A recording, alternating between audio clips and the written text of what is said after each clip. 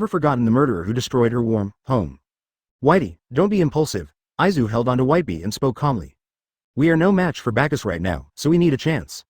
He stared at Bagus like a vicious lion majesty and continued. Retreat temporarily, let them consume Bacchus's energy first, and wait for the opportunity. Whitey was silent for a moment and nodded, and then the two of them led their subordinates and blended into the crowd. Humph, what's there to be afraid of? Go lousy. A burly man with a cross crown on his head took the lead and smiled provocatively at Bagus. Elisabello, known as the King of War, advertisement. Wearing golden boxing gloves, he swung his fists towards Bagus fiercely. His fists condensed with dazzling golden light and hit Bacchus' face like a meteorite. Lightweight King's fist, humph, a bunch of idiots, don't you even read the newspaper? A man with blonde hair and a long scar across his left eye snorted. Bellamy, the user of the spring fruit, has a bounty of 195 million Baileys. He knew how powerful Bagus was. He was a tough guy who could arm wrestle with the red-haired Shanks. His legs turned into springs and he jumped up suddenly, rushing towards the outside like a rocket. Don't even think about escaping. A big-head carp fell from the sky. At the same time, the moisture in the air continued to gather towards the right fist wrapped in armament hockey, eventually forming a large ball of water. Fishman Karate Secret Takaruken. Boom. With a punch, Bellamy flew backwards at an even faster speed, with circles of white airwaves appearing behind him. With a bang, a deep pit was created on the ground. Motras landed steadily. Bellamy spit out blood and struggled to get up, but Motras would not give him this chance. Fishman Karate. 4,000-watt punch. Another punch was thrown, and before Bemira could react, he was pierced through the chest by this punch. Motras, who was born with supernatural powers and observation hockey, was not someone this kind of person could resist. Motras tore off Bellamy's head, and blood gushed out from his neck. As if obeying his command, the blood stayed beside him and gathered into a small stream. Then, Motras swung his arms, grabbed the end of the stream, and swung it hard. Fishman Karate. Sea flow shoulder throw. On the other side, a sturdy man with messy short dark brown hair, holding a naginata, followed by a group of pirates, rushed towards the exit. Kai Yi, grandson of Qing Zhao, leader of the Babao Navy, has a bounty of 210 million Baileys. Ito Ryu Yuki's an Ei. Clang. A lowly drew her sword boldly, and the snow-white blade light slashed towards Kai Yi at an extremely fast speed, like a thin snow line cutting through the void. Kai Yi was shocked and reacted instantly, swinging the naginata in his hand across his body. Bang. The two collided, creating countless sparks. Yin was a woman, and her strength was naturally much weaker than that of men. For a moment, the blade could not move forward at all. Lion Majesty. Govern place earth coiling. Chapter 93. Escape and fight. What? Kai Yi suddenly felt the ground beneath his feet shaking violently. The next moment, a ferocious lion made of mud and stones opened its bloody mouth and jumped out from under his feet, trying to swallow him in one bite. Wu heel. Kai Yi's right foot was wrapped in the pitch-black armament hockey. He chopped down with a powerful kick, which directly broke the lion apart, but he also exposed a flaw. Yin found the right moment, and at the moment when Kai Yi was about to chop with his foot, he raised his sword and knocked the naginata in Kai Yi's hand into the air. Then he turned his wrist, held the sword in his backhand, and chopped down fiercely with the blade wrapped in the strict armament hockey. Oops. Kai Yi's body was unstable, so he had to tilt slightly to avoid the vital points. Puff. An arm fell to the ground, blood spilled, Kai Yi groaned and immediately stepped back. Brothers, charge. We can't always rely on Lao Kai to protect us. The pirates behind him saw that Lao Kai was injured, and they rushed forward and surrounded Yin. Yin was not afraid at all, his face expressionless, and he snorted coldly. Floating world. Suddenly, the entire ground rose up. Almost there, we're about to escape. A short, masked man was swinging his legs frantically. He was only a few dozen meters away from the exit. The arsonist, Damask. Suddenly, a wide column of fire descended from the sky, and the terrifyingly high temperature baked the surrounding air extremely hot. Damask only felt a surge of heat, as if something was falling on his head. He subconsciously rolled to the side and avoided the range of the column of fire. But the others were not so lucky. They were completely engulfed in the pillar of fire, feeling burning pain all over their bodies, and their creepy wails echoed in the arena. The flames died out, and a raging fire engulfed the arena. Several charred corpses lay on the ground in disarray, and the air was filled with a strong smell of burnt meat. A fire-breathing lizard. You have to understand, you're not the only one who can breathe fire. Damask smiled disdainfully, looked at the fire-breathing dragon flapping its wings in the sky with contempt, and sneered. When Lousy played with fire, you were not even born yet. A pillar of fire as thick as an arm also spurted out of his mouth and shot straight into the sky. Roar. Damn, are there so many blind people now? I've already said that Lousy has become a dragon? The furious Charizard opened its mouth and spewed out a large ball of flame, which condensed into the Huxia character, Da, and fell rapidly. Advertisement. Big characters explode. The big, shaped flames crushed the earth with a boom sound. Lightweight King's Fist. Elisabello's right fist burst out with brilliant golden light, and smashed into Bacchus' face like a meteorite. Bacchus took his time, slowly taking a step forward to the left. A gentle aura rose from his whole body, as calm as water, embracing all rivers. He drew circles with his hands, and darkness surged out from his palms, trailing a black tail. A clearly visible Tai Chi diagram emerged in front of him. Strangely, the Tai Chi diagram is entirely black. Tai Chi. Wild horse's mane. An unusually smooth force decomposed and absorbed the dazzling golden light, and Bacchus pushed his hands away, thus dissolving the fierce punch. What? Elisabello was shocked. His punch seemed to hit a soft pool of water, or more like a drop of water merging into a river, without causing any ripples. His punch was so easily neutralized. Bacchus frowned. His Tai Chi was not perfect. He could absorb but could not return the energy twice as much and launch an attack. Then, his momentum suddenly changed, a scarlet light flashed in his eyes, and a fierce murderous aura gushed out. The air was filled with a disgusting smell of blood, and the temperature dropped rapidly to freezing point. Elisabello even felt his body become a little stiff. Bagus took a half step forward with his left foot, followed closely with his right foot, and fought in close combat. His right fist wrapped in the dark and stern armament Hawkeye pressed against Elisabello's abdomen, and he punched out, and the fist moved and the man moved. A deep voice sounded in his ears, bursting with murderous aura, like the whisper of a devil. Collapse. Zhang Ye half-step collapse punch. Click. Elisabello spurted blood mixed with organ fragments, and the armament Hawkeye in his abdomen shattered. A huge force came from his abdomen, and circles of white airwaves appeared behind him. He flew backwards, creating bursts of sonic booms. Bagus clenched his fist and exhaled a breath of foul air. The pirates who had swarmed in and followed Elisabello, clamoring to kill Bagus, looked at this scene in astonishment, not knowing what to do. Sizzle. Bagus exhaled a cloud of mist, and black lightning dotted the surrounding void like stars. A black lightning streaked through space, moving between the pirates. Breathing of thunder type 1 thunderbolt flash. Human heads danced in the air like butterflies. Bagus shook off the sticky blood on the knife, and his chest rose and fell slightly. Advertisement. In the crowd, a man in a black robe watched this scene with a smile on his face. He hid himself well in a dark corner and muttered to himself. Even a monster would get tired, haha.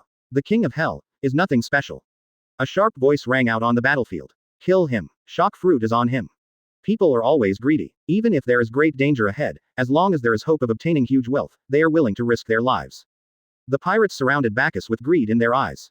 This leads to two situations in the arena: escape and fight. Pica, just shut up. Senor Pico looked at the muscular Pica with disdain, then burrowed into the ground. To his surprise, the ground began to ripple like water. Damn it, what are you talking about? Pica's face showed anger. He stomped on the ground hard and the sharp sound rang out again. Dancing stone. Countless sharp stone spikes protruded and pierced towards Bagus. Doflamingo asked me to protect the shock fruit. You soul dead man, get the shock fruit back. Baby 5, dressed as a maid, turned her hands into pistols, pulled the trigger, and dense bullets shot towards Bagus. Boom.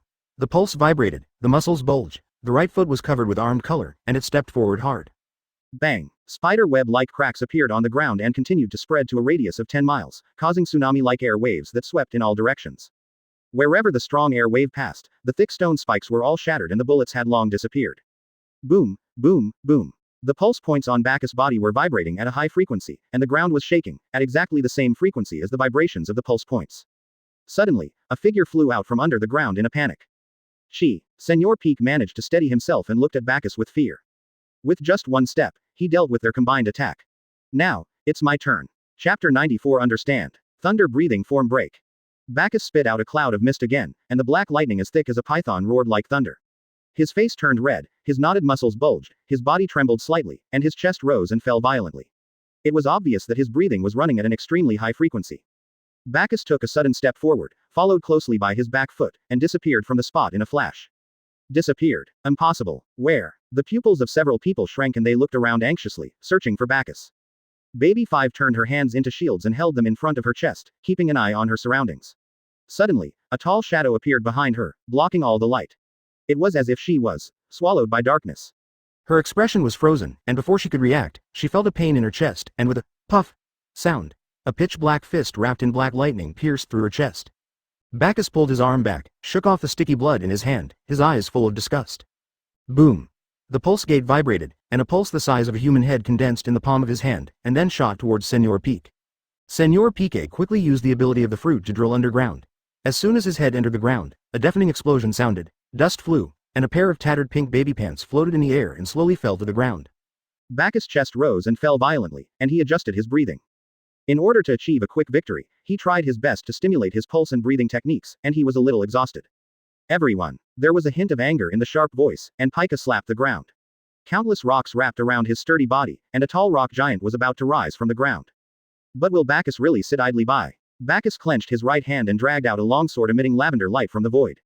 With the perception of observation Hawkeye, Bagus knew the location of Pica's heart. With a thought, the broken blade quickly turned into countless pieces. He lifted the hilt, and the jet-black armament Hawkeye covered each fragment, and the blade reorganized to form a slender blade that was dozens of meters long. After finding the right position, Bagus pushed forward, and the sharp blade sank straight into the rock. Pica's eyes were filled with fear, and the sharp tip of the knife gradually became bigger in his eyes. Puff. Blood seeped into the rocks, Pica's pupils dilated, the rocks on his body fell off one after another, and a blade was inserted into his chest. Bagus swung his right arm to the right and back, and the blade several dozen meters long slashed down from the upper left. Ah! My hand. Countless wailing sounds echoed in the arena. Some people had half of their bodies cut off by a knife, some were cut in half, and some were. Advertisement broken at the neck. The scene was like purgatory on earth. The tall blood-red figure became more and more ferocious. The blade in his hand was like a pen of judgment, marking lives in the book of life and death of the arena and wantonly reaping fresh lives. The stone floor had long been soaked with blood, and it was most appropriate to describe it as a river of blood. Various limbs and internal organs were floating on this river. Gatrina held a kidney in his mouth, Yin held 2 knives, and killed the surrounding pirates in fear. The fire-breathing dragon flapped its wings and hovered above the arena. Once someone approached within a few dozen meters of the entrance, a pillar of fire would fall from the sky, so the entrance was piled with blackened corpses like a small mountain. Mortraz was covered in blood, and tiny blood needles shot out from his palms. Most of the pirates in the arena have died, and the war is about to end. But Bagus always felt that something was wrong, a strange feeling that he couldn't explain. He gasped for breath, took out a handful of soldier pills and stuffed them into his mouth. Opportunity. *3. The moment Bagus put the Bingliong pill into his mouth, a man in pink clothes drew out the samurai sword from his waist. His figure was ghostly and he appeared in front of Bagus in the blink of an eye and slashed him horizontally. Secret of 8-punch fist. Invertebrate dragon, invertebrate nail. Xingjiao put his hands together, causing ripples in the space around him, and his body spun at high speed. With the strict armament hockey covering his head, he slammed into Bacchus's back. The black-robed man in the crowd shook his wrist, and dozens of tiny threads as thin as hair gushed out from his palm, twisted into thick threads, and shot towards Bagus. Bagus had already sensed these attacks with observation hockey. He knew the trajectory of the attacks very well, but he had nowhere to hide. It's too late, Captain. Morthras crushed the head of a pirate with one hand, and looked at the besieged Bagus breathlessly, his eyes full of worry. He was about to charge at Bagus, but several blades wrapped in armament hockey forced him back. Brother Bagus. Yin anxiously looked at Bagus, who was surrounded by attacks, and hurriedly wanted to go forward to support him. Suddenly, a pirate stood behind her, holding a long knife and chopped down with one blow. Blood was spilled, and a long and narrow wound on the back allowed one to vaguely see the bones inside. You can search it. Yin turned around and chopped off the pirate's head with a knife, then half knelt on the ground, gasping for breath. Beads of sweat ran down her nose, the knife in her hand was held weakly, and her muscles trembled slightly. Is it still too much of a stretch? The dual sword style caused her to quickly drain away her strength, and coupled with the use of lion fruit, she collapsed to the ground from exhaustion. Yin gritted his teeth, struggled to stand up, and squeezed out the last bit of strength in his body. Advertisement. Give my brother back to me. The one-armed Kai suddenly rushed in front of Yin, his eyes were red and his body was covered in blood. Then he raised his right leg high and chopped it down fiercely like a battle axe.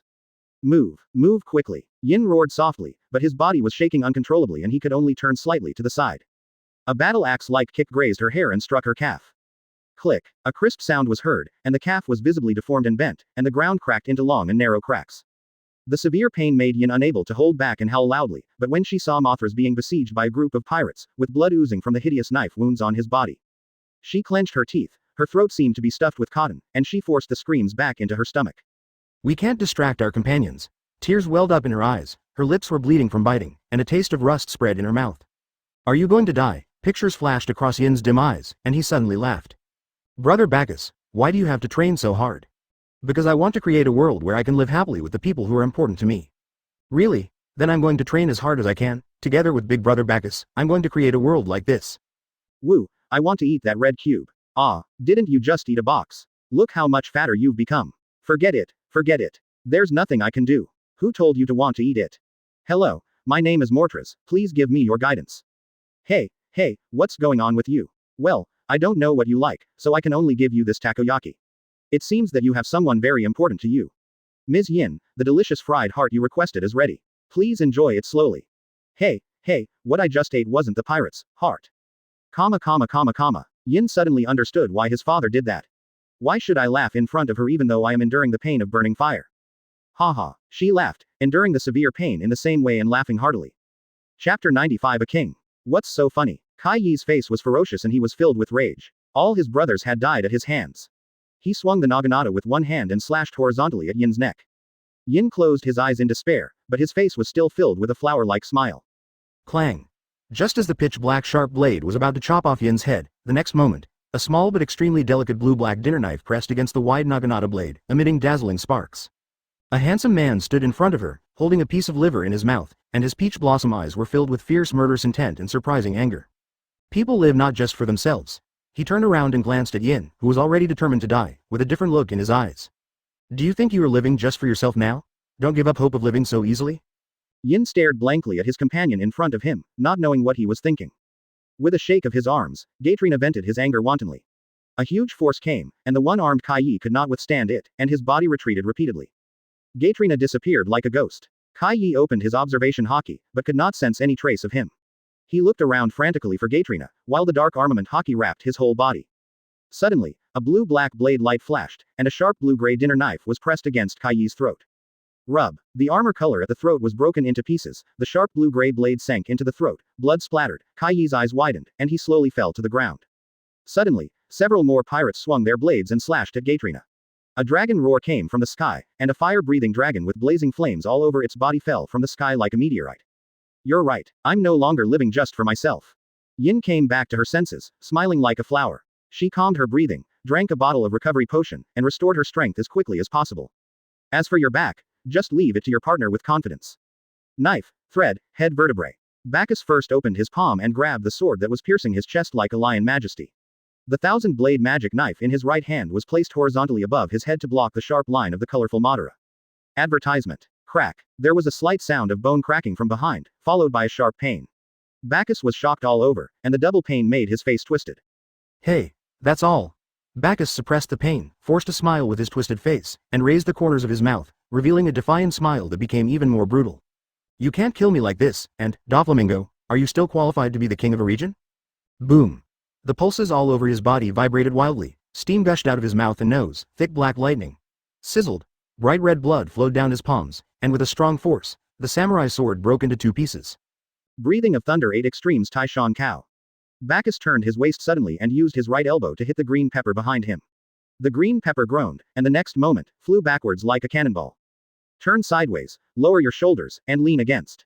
Bang! Azong looked like he was hit by a high-speed sea train. Blood mixed with internal organs spurted out of his mouth, his eyeballs bulged out, and he looked at the scene in disbelief. How could it be? Boom! Yi Zhang was embedded in the wall, and he felt as if all the bones in his body were falling apart. His vision went dark and his consciousness became increasingly blurred. I'm dying, sister. I really want to see you again. In his mind, in the snow and ice, a vague yet familiar little figure was following him silently. He smiled bitterly. He had never fulfilled his responsibility as a brother, and he felt sorry for Lord Odin who had saved him and his father who had been so kind to him. He hated his own weakness and felt the vitality in his body rapidly draining away. He sighed helplessly. Just like that, die with regret and guilt. Izo. With tears streaming down his face, Wadub fell to his knees helplessly. Advertisement, I don't want to lose any of my family members anymore. Since you miss your family so much, I'll take you to see them. Bagus raised his hand, the flesh on his palm rolled up, he wiped the blood from the corner of his mouth, and with a thought, the thousand blades of the magic knife in his hand turned into thousands of fragments, shooting towards Whiteyby like a rainstorm. Puff. The fragments passed through Whiteyeby's head, bringing out brain matter as greasy as tofu pudding. In an instant, most of the head disappeared, leaving only a small half of the head, which was bleeding. The man in black robe took off his cloak, and it was Doflamingo. He looked solemn. Even though Bagus had suffered a lot of injuries, his strength was still so strong. The corners of Qingzhao's eyes twitched, and his eyes were full of fear. He had witnessed many monsters rise in his life, but it was rare to see someone so young and so cruel. The two exchanged glances, understood each other, and decided to join forces. A terrifying aura suddenly burst out from the two men, and they pressed towards Bagus madly. Black and red lightning flashed continuously in the void, and the world seemed to have turned into a black and white painting. The red air waves bursting from Doflamingo and green pepper swept towards Bagus. Bagus snorted coldly, and an ice-blue conqueror's Hawkeye rose up in this black and white world, instantly covering the entire arena. The temperature in the arena dropped to freezing point, and a majestic spirit rolled out. At the same time, the murderous aura as thin as a hair and as numerous as cow hairs was mixed in the ice-blue conqueror's Hawkeye. The strong smell of blood filled the entire arena. The wind was howling. Bagus, standing in the sea of corpses, was like the king of hell, majestic, Hawkeye, and ruthless. This is the captain's conquerors. Gaitrina took a deep breath of the bloody air and laughed wildly. What an intoxicating smell. Kill, kill, ha ha ha. He shuttled between the densely packed pirates, taking down one life after another, bathing in blood, his eyes bloodshot, completely crazy. In the black and white world, the moment the ice-blue conquerors appeared, the red wave was instantly driven back, and only a lonely king was left in the whole world. What a powerful spirit. Doflamingo and Green Pepper's conqueror's Hawkeye was suppressed back into their bodies, not showing at all. They felt like they were carrying a mountain on their backs, and the terrible pressure made them bend their backs. Once you bend down, you can never stand up again. The two men looked at the murderous figure in horror, their bodies shaking uncontrollably. The cold wind was like a knife, cutting their skin and causing pain. There can only be one king in this world. Chapter 96 Death. Not good. Move quickly. Don't be oppressed by his momentum. Doflamingo and Qingjiao were shouting wildly in their hearts. If they ever thought of retreating, they would surely die. Bagus won't give them much time to recover. Breathing of thunder type 1 thunder flash 6 consecutive times. Black lightning cut through the void, continuously twisting and turning in the air. The unpredictable attack trajectory made it impossible for even the two people who had opened their observation Hawkeye to determine which direction he would attack from, so they had to cover their entire bodies with armament Hawkeye. Black lightning rushed to attack from a tricky angle, which happened to be the blind spot of the two people. Clang. Bagus chopped Green Pepper's body with his knife, sparking sparks, then turned around and kicked Doflamingo away. With a bang, he was embedded in the thick wall. Then he swung the magic sword Thousand Blades and chopped at Qingjiao again and again. I saw ripples around the Green Pepper, resisting the attack. He is originally a strong man of the older generation. Although the level of armament Hawkeye is not high, it is very strong. Combined with the defensive and secret skills such as 8 punches, his defensibility is raised to a higher level. The dense knife lights intertwined into a net, and Qingjiao only felt severe pain in his body. He knew that he could not go on like this. He roared, raised his huge fist, and tried to fight back. Bagus dodged with a flash and flicked his wrist. The 1,000 blades of the demonic sword instantly turned into dense fragments, lingering around Qingjiao's thick arms and spinning at high speed, even leaving afterimages. Damn it! Qingjiao endured the burning pain in his arm and hurriedly tried to tear off the sharp fragments with his other hand. Boom! The vibration of his pulse gate greatly enhanced his body's strength. Bagus sneered, stretched out his hand like lightning, grabbed Qingjiao's head, and smashed it hard on the ground. With a loud bang, a hole was smashed into the ground. Qingjiao struggled with all his strength, but the hand holding his head did not move at all, like a steady Mount Tai. Damn Bagus, he's so powerful. Doflamingo climbed out of the deep pit in the wall, stretched out his arms, and colorful Madara silk threads gushed out from his palms, condensing into thicker and thin threads in the air, lashing towards Bagus like a whip. Advertisement. Super Strike Whip. Bagus ignored it, covered with armament Hawkeye, and let the whip hit him. Ah! Qingjiao screamed, his entire arm was worn off by the fragments, blood was flowing, and the shadow of death loomed over his heart. Unprecedented strength suddenly burst out from his body, and he broke free from Bacchus's hand and retreated repeatedly. Seeing that his attack didn't work, Doflamingo curled his lips and clapped his hands on the ground. Everything around him, whether it was boulders, the ground, or green plants, all turned into colorful Madara threads. At the same time, the threads surged, and 2 puppets that looked exactly like him stood on both sides. Birdcage. A thread floated out from the head of one of the puppets, and it shot straight into the sky like a volcanic eruption. A large number of silk threads reached a certain height in the sky and then spread out and fell like a meteor shower, covering the entire Dressrosa. Wait a moment, Bacchus. I want to see if your sense of justice will lead you to do those things. Foo. Doflamingo laughed loudly, as if expecting something, and then his real body and another puppet went to double-team Bacchus. It will take some time to set up the birdcage. He can't stop Bacchus alone. Only by joining forces with Green Pepper can he barely hold Bacchus back. Bacchus naturally knew what Doflamingo was doing, but the priority right now was to kill Green Pepper. Although Doflamingo's fruit ability was well developed, Hawkeye was a little weak. He stretched out his palms, and a black energy ball the size of a goose egg condensed in his hands. The darkness emanating from his body poured into the black ball in his palms. Mini planetary devastation, go! Bacchus threw out 2 balls, blocking Doflamingo's path. When Doflamingo saw a black ball flying towards him, he immediately took off his pink coat and covered it with armament Hawkeye. However, there was no earth-shattering explosion as imagined. Instead, there was a terrible gravitational force. Doflamingo's body was unstable. He slapped the ground with his hands, and the ground formed a myriad of silk threads that pulled his feet, and he was able to barely stabilize his body. He also lost his ability to move. Want to restrict my actions? Doflamingo was not panicked and held his chest. Well, just die. I still have other cards. Advertisement. Since he had chosen to face such a powerful enemy, how could he not have prepared his trump cards in advance? The area covered by gravity was not large, only 100 meters in distance. Within 100 meters, huge rocks flew up, and black balls the size of goose eggs gradually formed huge stone balls. Many pirates were mixed in with the huge rocks and were smashed into meat patties. This is the planetary devastation that Bacchus has improved. Although there are no explosions, the gravity has been enhanced unprecedentedly, which is very suitable for the current situation. Now, it's time for a duel. Bacchus controlled a circle of debris and shot it towards Green Pepper. Green Pepper had seen how powerful this thing was, so he punched the flying circle of debris. The fist seemed to hit the air, and the circle of debris suddenly disintegrated, past the fist, and surrounded his neck, spinning rapidly again, leaving an afterimage. Qingjiao's face was filled with horror. He smelled the scent of death again. He swung his one arm and grabbed the fragments that were spinning around his neck. A black lightning bolt, dragging a black tail, rushed to Qingjiao's body, grabbed Qingjiao's one arm with one hand, and bent the other arm at the elbow and pushed up. Elbow to the heart. Puff. Blood spurted out of Qingjiao's mouth, and with a click, his jaw broke. He fell, released his grasping hand, clenched his fist, and moved from bottom to top, passing through the other falling arm, and punched straight into Qingjiao's heart. When his fist fell, there was a sonic boom.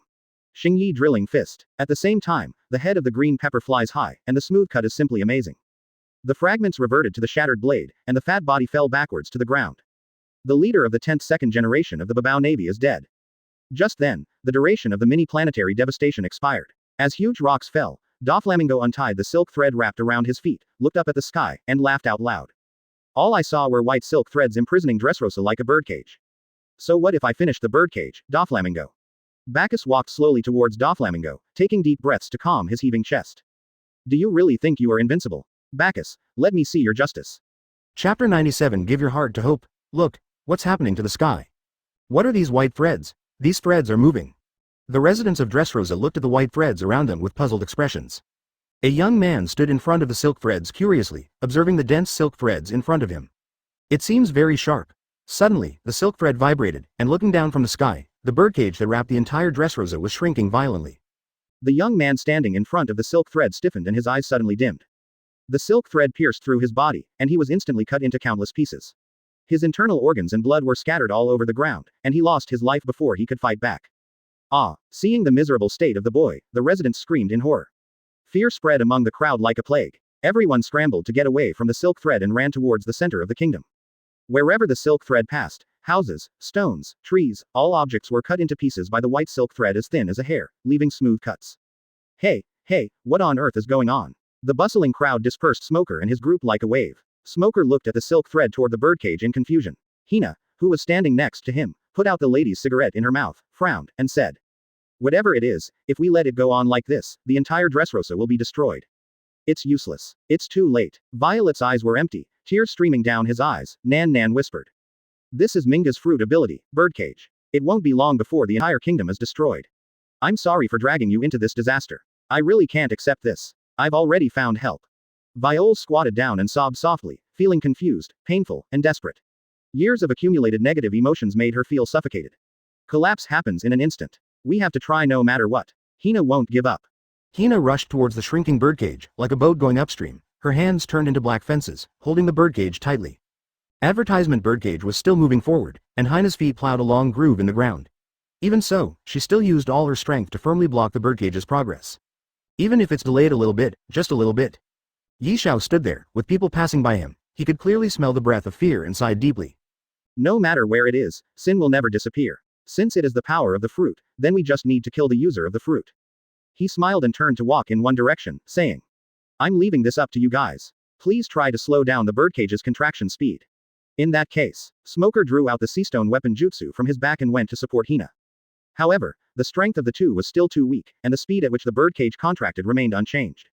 "Ah, you little brats are quite perseverant." Suddenly, a smiling, bearded uncle drew the samurai sword from his waist and stood side by side with Smoker to resist the advancing birdcage, with the cloak of justice fluttering in the wind behind him. "The mountain is on fire. You are too late, little boy, we are your seniors. Try to change your bad temper." An old man with a mohawk and a mustache was also holding a samurai sword, leaning against the birdcage. His eyes were as sharp as a knife, his ridged face was full of murderous intent, and he never smiled. "HMPH, mind your own business, flying squirrel. What did you say? You wanna fight, kid? Am I afraid of you? Just shut up. It's already this late and you're still making noise." Hina is very angry. Hina yelled, and Smoker and the flying squirrel immediately shut up and focused on fending off the birdcage. Women are really scary. Hua Xiaoshan stole a glance at Hina, and shuddered violently when he remembered how he was angry with Vice Admiral He before. More and more Marines arrived, armed with weapons, trying desperately to slow down the birdcage. Finally, with everyone working together, the birdcage's contraction speed slowed down visibly. But as time went on, everyone became more and more exhausted and their bodies began to tremble. Advertisement, everyone, I have notified Marshal Akainu, he will be here soon. Hold on a little longer. Please hold on a little longer. The flying squirrel vice admiral shouted loudly, and the low morale suddenly rose. Marshal Akainu is coming in person. That's great. Everyone, keep up the good work. If Marshal Akainu comes, we will definitely be saved with his strength. Human beings are such creatures. Even if they are facing the most desperate predicament, as long as they are given hope, even a tiny bit of hope, the potential power will erupt from their bodies like a volcano. Unless the person has already made up his mind to die, this is why depression is so serious, because you can't stop a person who wants to die, you will only increase his pain. I have experienced this. So, young man, if you encounter the terrible beast of difficulty in the future, just give your heart to hope. Gu. King's Highlands. The villa was in a mess, with countless small black dots moving around. They were small, the size of a palm, and were rummaging through drawers and boxes, as if they were looking for something. You can search. Where did that be ********** D. Doflamingo take Princess Mancherly to? A little man wearing a crown-shaped hat and goggles anxiously moved between the rooms, growling angrily. Leo, I've looked here, but I can't find Princess Mancherly. Same here. Sabo and Clar each walked out of a room. Sabo was very abnormal. He always had a confident smile on his face, but now his face was gloomy. His usual calmness disappeared, replaced by resentment and anger. They took advantage of the auction to go to Doflamingo's underground factory. It turned out that Doflamingo had been imprisoning the dwarfs as labor. Then they destroyed the place and successfully completed the mission. This mission went unusually smoothly and no powerful enemies were encountered. Doflamingo seemed to have sent out all the cadres of the Don Quixote family. Sabo naturally knew why, but after rescuing the dwarfs, in order to get them to join the revolutionary army, he promised to help them find the lost princess. And someone saw Doflamingo taking the princess away. Sabo's body was shaking violently, his chest felt stuffy, and he was breathing heavily. New. Clar looked at Sabo worriedly. It must be very uncomfortable to bear the hatred. Advertisement Chapter 98 Threat. New. Kral whispered Sabo's name. What's wrong? Sabo took a deep breath and tried to calm himself down. Go do what you want to do, leave this to me. Anyway, the task assigned by the leader has been successfully completed. Clar's eyes were full of encouragement and she smiled gently. Clar. Sabo's eyes froze for a moment, then the corners of his mouth rose, he lowered the brim of his hat with one hand, nodded gratefully, and turned to leave. Silly boy, even though I've been messing around with you as a partner, but... Clar watched Sabo's receding figure and prayed silently. But I still hope you come back safely. Thunder-breathing Zhang Ye chopping fist.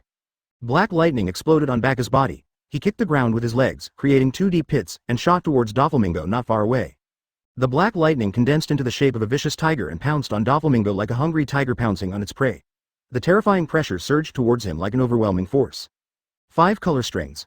Doflamingo formed his 5 fingers into claws, and 5 thin lines of different colors flew out from his fingers. He flicked his wrist and lashed at the black tiger like a whip. The tiger twisted its body in the air and dodged easily, then stretched out its front paw and slapped Doflamingo on the neck.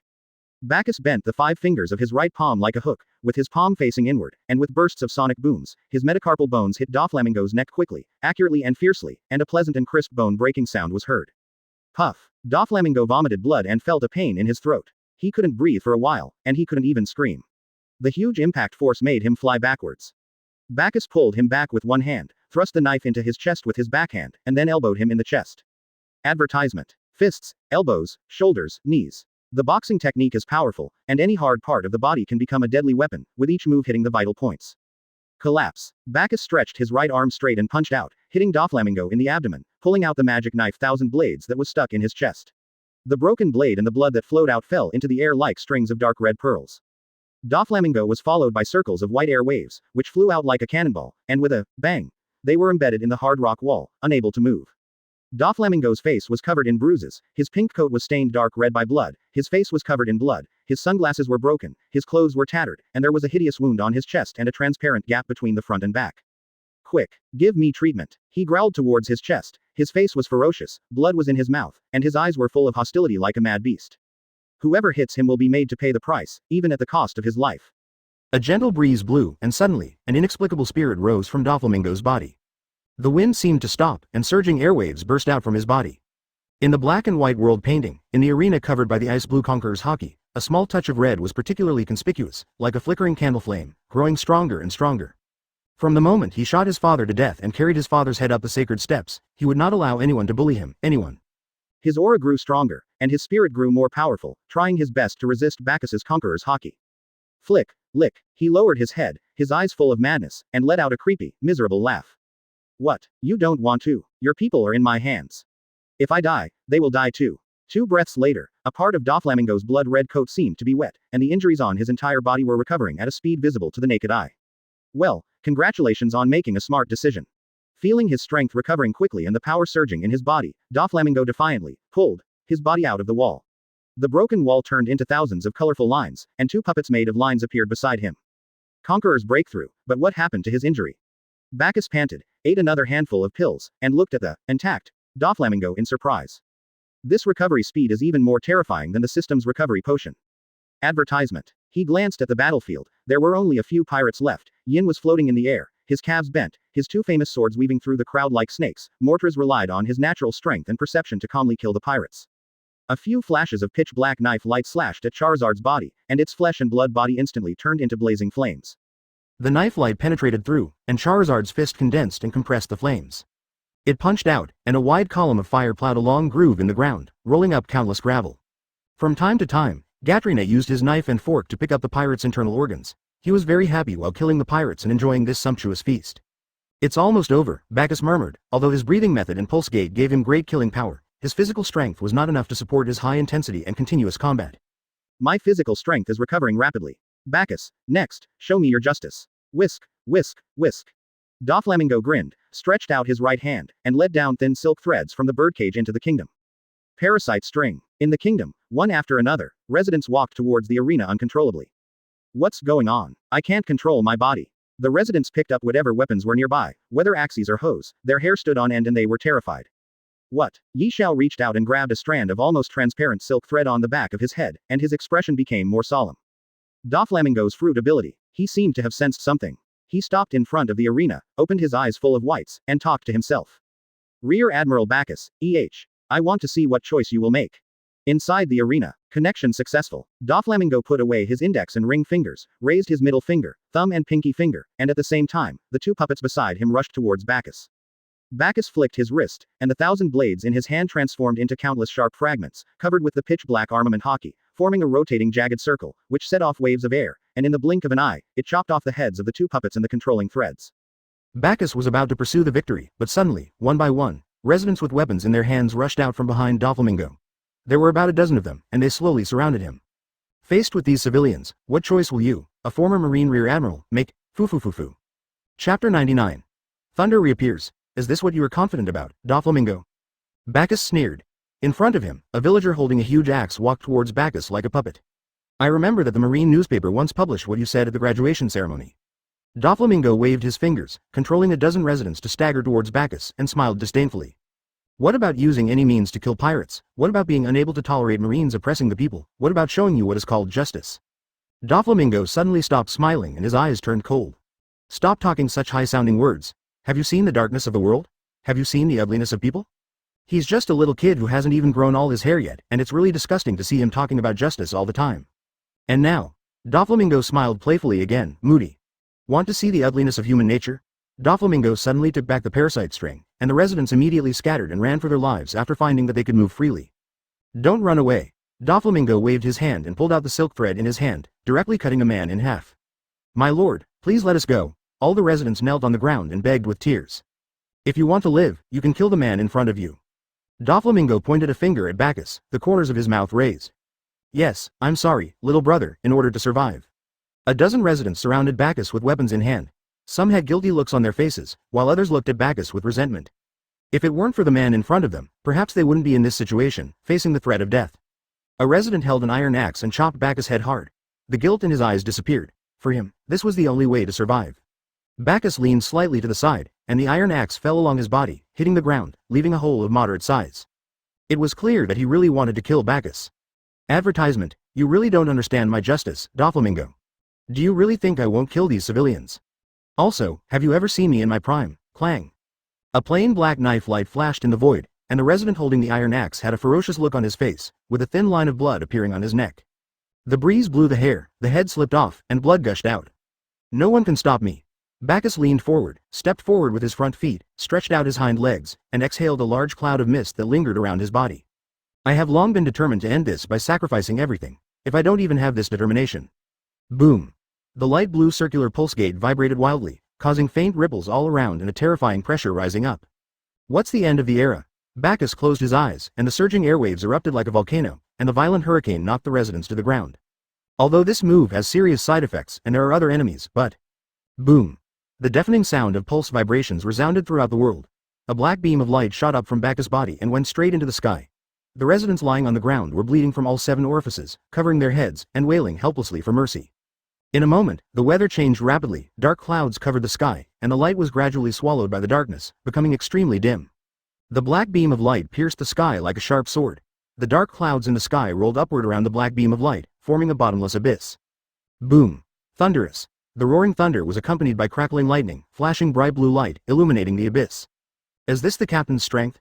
Gatrina chewed the heart in his mouth, blood flowing down the corners of his mouth. Looking at this doomsday-like scene, he smiled knowingly. Mother, I have finally found the person I was waiting for. This person will definitely lead me to kill all the pirates. Doflamingo's expression was stiff. He found that he seemed to not understand Bagus at all, his strength, his justice, and even his heart. Advertisement, Madman. A complete madman. His eyes were full of fear, his body was shaking constantly, and the thunder in the sky was so loud that it made his heart ache. Boom. Thunder rumbled, and lightning gathered in the abyss, striking straight down along the black light column. With a bang, the falling thunder blasted a deep pit on the ground, and the residents around it were instantly reduced to ashes. Drawing lightning into the body. Captain has a very strong body. Morthrus looked in shock at Bagus being submerged in the sea of thunder, and felt even more weak. If this continues, I'm afraid I won't be qualified to stay on this ship. Bagus suddenly opened his eyes, a pair of eyes surrounded by sizzling arcs, emitting bright blue.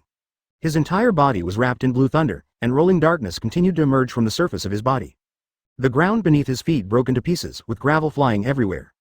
His figure instantly disappeared from the spot, leaving behind a series of electric arcs lingering in the sky. Full power pulse breath of thunder flash of thunder. A dark blue lightning flashed through the void and instantly appeared in front of Doflamingo, and a pair of thunderous eyes looked at him. Doflamingo's pupils shrank, and the dark blade wrapped in lightning continued to grow larger in his eyes. He subconsciously put his hands forward to block, and the next moment he felt a sharp pain and both his arms were broken at the root. Show me your strongest healing power. Doflamingo roared, but before he could finish his words, Bagus stabbed him in the throat and blood splattered. Doflamingo looked at Bagus in horror, wanting to say something, but could only let out a strange cry of, "Ah." Bagus flipped his wrist, and the blade began to spin, thrusting upward, splitting the entire head in two and falling to the ground, while the headless body also fell to the ground with a bang. It's over, Doflamingo. Bagus looked at the current situation of the arena indifferently. Only dozens of pirates were still resisting. When Sabaody Archipelago faced Rayleigh, he could only maintain this state for a moment, and then he would fall to the ground and be unable to move.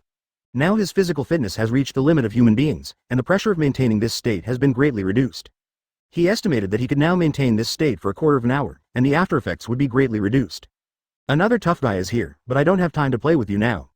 Bagus muttered to himself, preparing to attack the remaining pirates, when suddenly a palm-sized figure emerged from Doflamingo's body. Bad guy. Why did you kill Doflamingo? Chapter 100 Homeless People. A soft and crisp voice was heard, and a petite girl with 2 braids, decorated with 2 flowers, and wearing a white skirt was seen rubbing her red and swollen eyes and sobbing softly. Doflamingo promised me that if I helped him, he would release my people.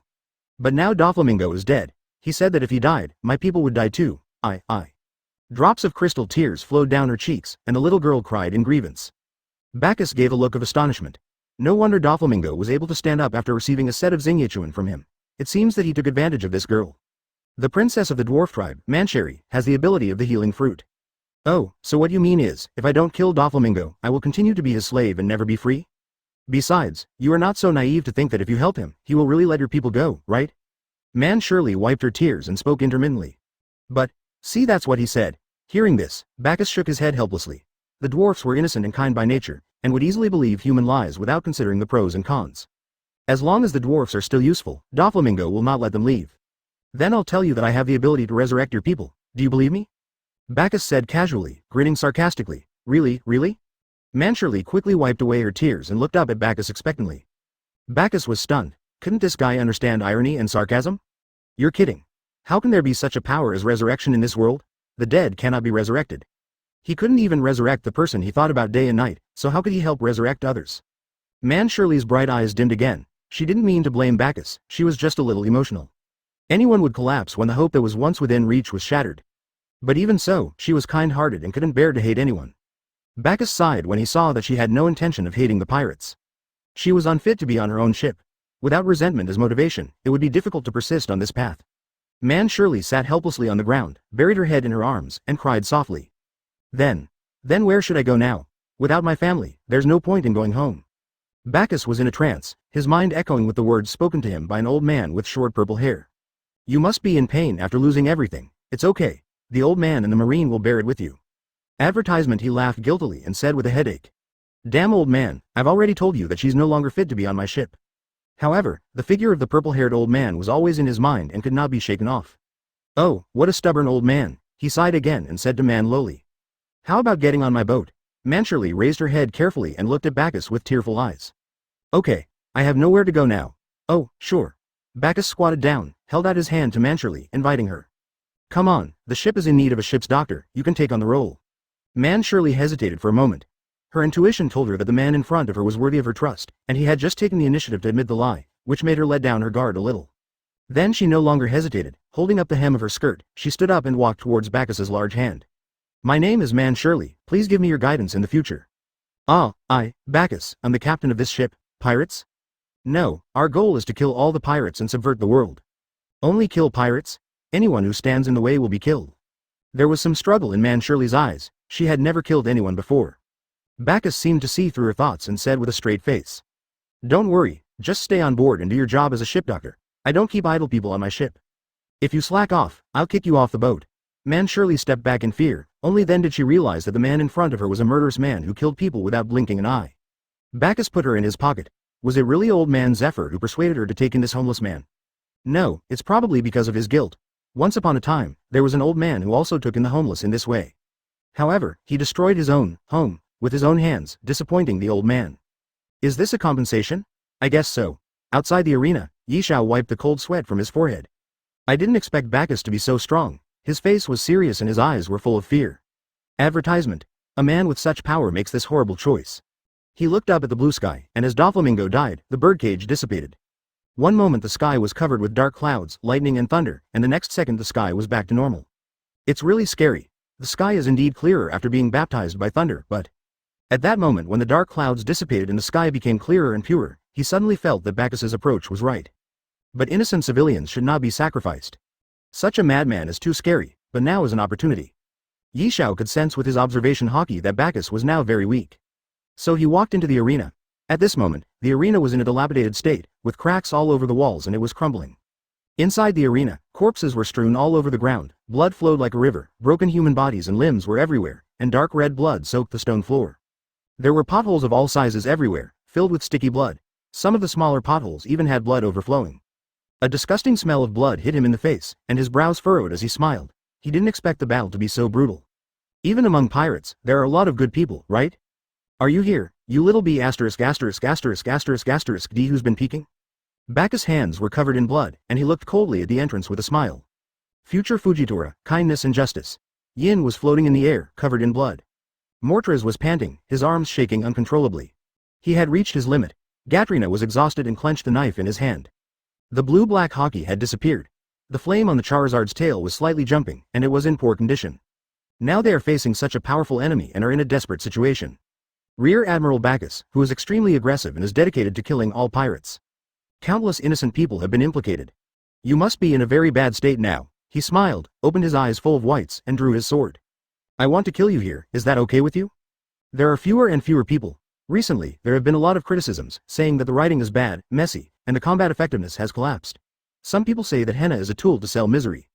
The performance of this book is not good either. It is difficult to write a good pirates fan fiction because Oda left a lot of holes and the combat effectiveness is also poor. I also thought about cutting the book, but this is my first debut work. I couldn't bear to do that, and I wanted to give Bacchus, who was living in pain, a perfect ending. So friends who see this must stick with it. If you have any questions, please tell me and I will make changes in time. Even if I am the only one who reads the book I wrote, I will finish it. Chapter 101 Gentle person. The blade was unsheathed, and the ground slowly sank, as if being squeezed by something. A strong gravity appeared out of nowhere, and Bacchus and others felt their bodies sink. Yin was even more shaky in the air, and seemed to be about to fall at any time.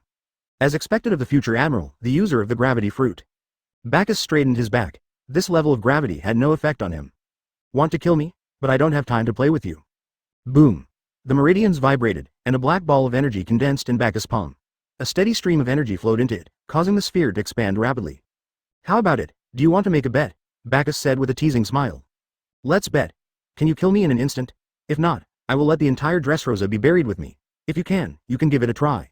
Also, if you don't dare to gamble, just get out of the way. Bacchus put away his smile and a fierce murderous aura burst out. A drop of cold sweat slid down Yi Xiao's cheek and his brows were furrowed. His observation Hawkeye could clearly sense the terrifying power of the energy ball in Bacchus's hand. This lunatic. Fujitora gnashed his teeth and confronted Bacchus with an embarrassed look on his face. He knew that Bacchus would really do something crazy like this. I seem to be late. A slightly trembling voice was heard, pretending to be calm but still unable to suppress the anger. I saw a man with his hat brim pressed down and a steel pipe on his back walking slowly towards the entrance. Hey, the second in command of the Revolutionary Army, Sabo is here too. I wonder if you have said hello to your two brothers Luffy and Ace. They both missed you terribly. Bagus teased, and put a lot of emphasis on the words, brother, and miss. He was not surprised by Sabo's arrival. When using Thunderflash, Bagus could already sense someone approaching him quickly. UB**************************************************************************************************************************************************************************************************************************************************************************************Sabo was chest-heaving violently, and he pulled out the steel pipe behind him, covering it with the pitch-black armament Hawkeye. You have no right to mention their names. Just as he was about to rush out, Ye Xiao suddenly stood in front of him. Young man, please calm down. You heard what I just said. Sabo's eyes were bloodshot, and he stared at Bagus with hatred, wishing he could eat his flesh and blood alive. He's the murderer of my two brothers. How can you ask me to stay calm? How can I stay calm?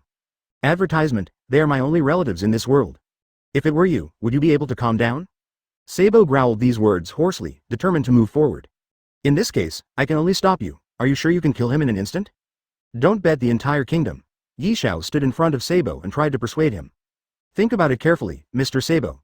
I believe that you in the Revolutionary Army don't want this to happen either. Sabo tried to take a deep breath, and with his left hand he held down his restless right hand. His body trembled uncontrollably, and his eyes, which were filled with anger, suddenly became empty. Ye Xiao was relieved to see that he had no intention of revenge. Bagus, go away. He moved sideways to make way. Bagus smiled and retracted the pulse on his palm, brushing against a smile. Next time, you won't be so lucky, Bagus. He smiled with his eyes full of whites, slowly sheathed the blade in his hand, and spoke in a bad tone. You can give it a try if you are not afraid of death. Bagus snorted and responded Hawkeye. Bagus, Sabo suddenly roared, turned around with a serious smile, and gripped the hilt of the knife tightly. Bagus turned his head slightly and glanced at Sabo, seeing him staring at him like a cold lion majesty. I will kill you with my own hands, I must, hee.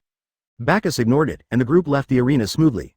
As the birdcage dissipated, the panicked crowd quickly calmed down, and everyone had a smile on their face, feeling like they had survived a disaster. But for some people who have lost their loved ones, after they are happy, pain surges into their hearts and condenses into tears rolling down. People are always strong. After a disaster, people seem to cherish peace more, and then work harder to produce and create the means of production and living. It won't be long before Dressrosa will return to her former appearance, even more beautiful and wealthy. Everything has its limits. The history of human civilization development has been advancing in twists and turns. Everything that happens exists in a very reasonable and yet very unreasonable way. Advertisement, the world seems fake. Bagus thought this as he walked along the dilapidated streets. Dressrosa is saved, thank you all for your help. Violet bowed to thank all the Marines. Tears as big as beans fell to the ground, and her body trembled slightly with excitement. This is what Marines should do. No need to thank me. Dressrosa was saved and Hina is very happy. Hina had a smile on her face and helped Violet up. Hua Xiaoshan always had a gentle smile on his face and helped the injured civilians around him. Marines also helped to clear the messy roads and collapsed houses. Huh? That Bagus guy? Smoker was shocked to see Bagus and his group on the street. Each of them was covered in blood, with sharp and bloodshot eyes, and a horrifying murderous aura remaining, as if they had crawled out of a pile of dead bodies. The evil aura they exuded was like substance and lingered for a long time. Pedestrians on the road kept their distance. Bagus? Traitor? Clang. Hua Xiaoshan drew his sword, his gentle smile disappeared, and infinite anger surged on his face. He glared at Bagus and shouted loudly. As a Marine, you actually killed your companions. You are not worthy of being Zephyr's student. Bagus said a single word with a blank expression. Roll. Smoker quickly pressed down the hilt of Hua Xiaoshan's raised knife and shook his head at him. They couldn't stop Bagus at all, and trying to stop him by force would only result in heavy losses for the Marine. You can search it, if the flying squirrel hasn't left. Hua Xiaoshan naturally understood what Smoker meant. He had witnessed Bacchus's strength with his own eyes during the Summit War, and it was indeed not something they could resist. He sheathed his knife and waved for the Marine to retreat. The Marines were unwilling to give in and had to disperse. The man in front of them had killed countless Marines. Bacchus gave a cold look at the burning mountain. The group passed through the Marines' encirclement. The pirates had been killed, and there was no point in staying in this place. Really, what a bunch of cold-hearted guys. Hina is annoying. Hina snorted coldly and looked at their retreating backs with disgust. No, they are just cold on the outside, but they are very gentle on the inside. Chapter 102 Plan. Why? Hina looked at Violet beside her in surprise. Violet touched the tips of her index finger and thumb together to form an OK sign, placed them in front of her eyes, and looked at the backs of Bagus and the others. Why? Why do you think they are gentle? Hina asked in confusion. I am the user of the staring fruit, which can see through people's hearts. Violet seemed a little surprised, but he could see the light in their hearts like the warm sun. But they are really gentle at heart, very warm, very warm. Smoker bit his cigar, his face gloomy. That huge creature is the fire-breathing lizard, right? It turned into a dragon. Is this little brat Yin so powerful? The murderous aura emanating from him is so strong that it's scary. He couldn't help but sigh. His strength had not improved much and he was soon left behind by them. Teacher Zephyr always said that I use the devil fruit too much, it's true. Smoker secretly made up his mind to improve his own strength. Captain, someone is spying on our hearts, should we deal with him? Morthris reported to Bagus, and his observation Hawkeye clearly felt that someone was looking at him. He should be the user of the stare fruit, don't pay any attention to him. Port. The sails of the Evil Dead were inflated, and the flag printed with a blood-red book and a blue-gray brush fluttered in the wind. On the beach deck, Bagus grabbed Manchuri from his pocket and put her on the deck. Manchuri's face flushed, and she felt a tingling sensation throughout her body. She glared at Bagus and muttered. Damn you Bagus, that's so rude. Everyone, this is Manchuri. She will be our ship's doctor from now on. Bagus introduced to everyone. Hello everyone, my name is Manchuri, please give me your guidance in the future. Manchuri calmed her breathing and greeted everyone. Everyone gathered around Manchuri curiously and observed her carefully. Is this the dwarf people? They're even more magical than our fish people. You look so pretty, kawaii. Advertisement, I wonder if the dwarfs like eating pirates' livers. Roar. I wonder when this B**************** D Bagus will find me a little female dragon. Anyway, welcome to join us, Manchuri, we all get along well. Manchuri thought so. By the way, Gatrina, what's up with your hockey? Bagus asked Gatrina. His armament hockey was bluish-gray, sharp and pointed, and why couldn't his observation hockey capture his position for a moment? A very special kind of hockey, just like upgraded hockey? Is that what you mean? Gatrina took out a table knife, covered it with blue-gray hockey, and the blade immediately became sharp. Is this power called hockey? I don't know what it is, but I have this power since I ate my mother. Gatrina explained with a grin. Why, Manny Sully. Oh my god, oh my god. Isn't it easy to get along with each other? The others didn't show any surprise. Every member of this ship has his or her own story. My country is a big food producer. Originally, everyone was very rich, but because the pirates often robbed the food, everyone often went hungry. So cannibalism was common. I almost starved to death, and finally my mother made me eat her. After eating it, I have this power. After I had this power, I never went hungry again. Those pirates were the best food. So I really like eating pirates offal, it's delicious. He told his story with a smile, without any sign of sadness, as if he was not the protagonist of the story. Mothras covered his chest in pain, his heart was beating violently, and his eyes were bulging, as if he was suffering from great pain. He looked up at Gatrina's handsome face filled with a smile, and his eyes were dazed for a moment. The scene in front of him suddenly became blurred, and that mature and handsome face became extremely childish. His peach blossom eyes were filled with tears as he desperately bit a female corpse in front of him, his body covered in blood. The next moment, the scene in front of him returned to normal, and the smiling face reappeared in front of him. He suddenly felt that the smile in front of him was very hypocritical, as if he was wearing a mask. This power of mine can make knives sharper and can also temporarily block other people's perception. Advertisement. But don't worry, I only eat pirates, not other creatures. Gatrina looked at Manchuri with a smile and licked his lips. Manny Sully. Oh my god, oh my god. Manchuri looked at Gatrina in horror and suddenly fainted to the ground. Ahem, okay, Gatrina, don't scare her. The dwarfs are innocent by nature, and they will believe whatever you say. Bagus looked at the fainted Manchuri helplessly, and used this excuse to successfully change the subject. How could he not be sad at all? Also, after this incident, everyone has discovered their own shortcomings. Bagus became serious and spoke of his plans. We are going to put an end to the Great Pirates era. Those pirates in Dressrosa are nothing. There are 3 more powerful sea emperors waiting for us to kill. So I plan to find a remote island to practice for 2.5 years, improve my overall strength, and then go out to sea again. Yin's physical strength is too weak, so the next training should focus on physical strength. Mortra's hockey level is too low to cause effective damage. Charizard relies too much on the power of the Mara fruit, and hasn't even learned hockey. Gatrina is generally okay, but he is still a long way from being a truly strong person. Bagus pointed out everyone's shortcomings one by one, and he also needed some time to integrate shock fruit. He doesn't have Blackbeard's special physique. The members of this ship are too young and need time to grow up. Do you have any objections? No. *5. Very good. Bagus poked Manchuri, who was lying on the ground, and handed her a bottle of recovery potion. Now you, the ship's doctor, will treat everyone's injuries.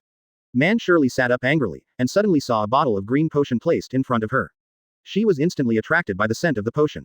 Such a strong breath of life. She stroked the mouth of the bottle, and with a wave of her hand, the medicine in the bottle flew out of the bottle. You can control the recovery potion. Ah, I have a strange feeling, I seem to be able to control it. Manchuri controlled the green liquid and applied it evenly on Yin's bent and swollen calf. The liquid medicine penetrates into the body through the pores and is consumed at a speed visible to the naked eye. Chapter 103. Peace broken again. Waves of numbness came from Yin's calves, and the originally swollen calves returned to normal within a few breaths. It can actually control the recovery potion and even increase the recovery speed of the recovery potion. Could it be the reason for the awakening of the healing fruit? Bagus thought that the only possibility was that the devil fruit had awakened. Hey, Mancheri, has your healing fruit ability awakened?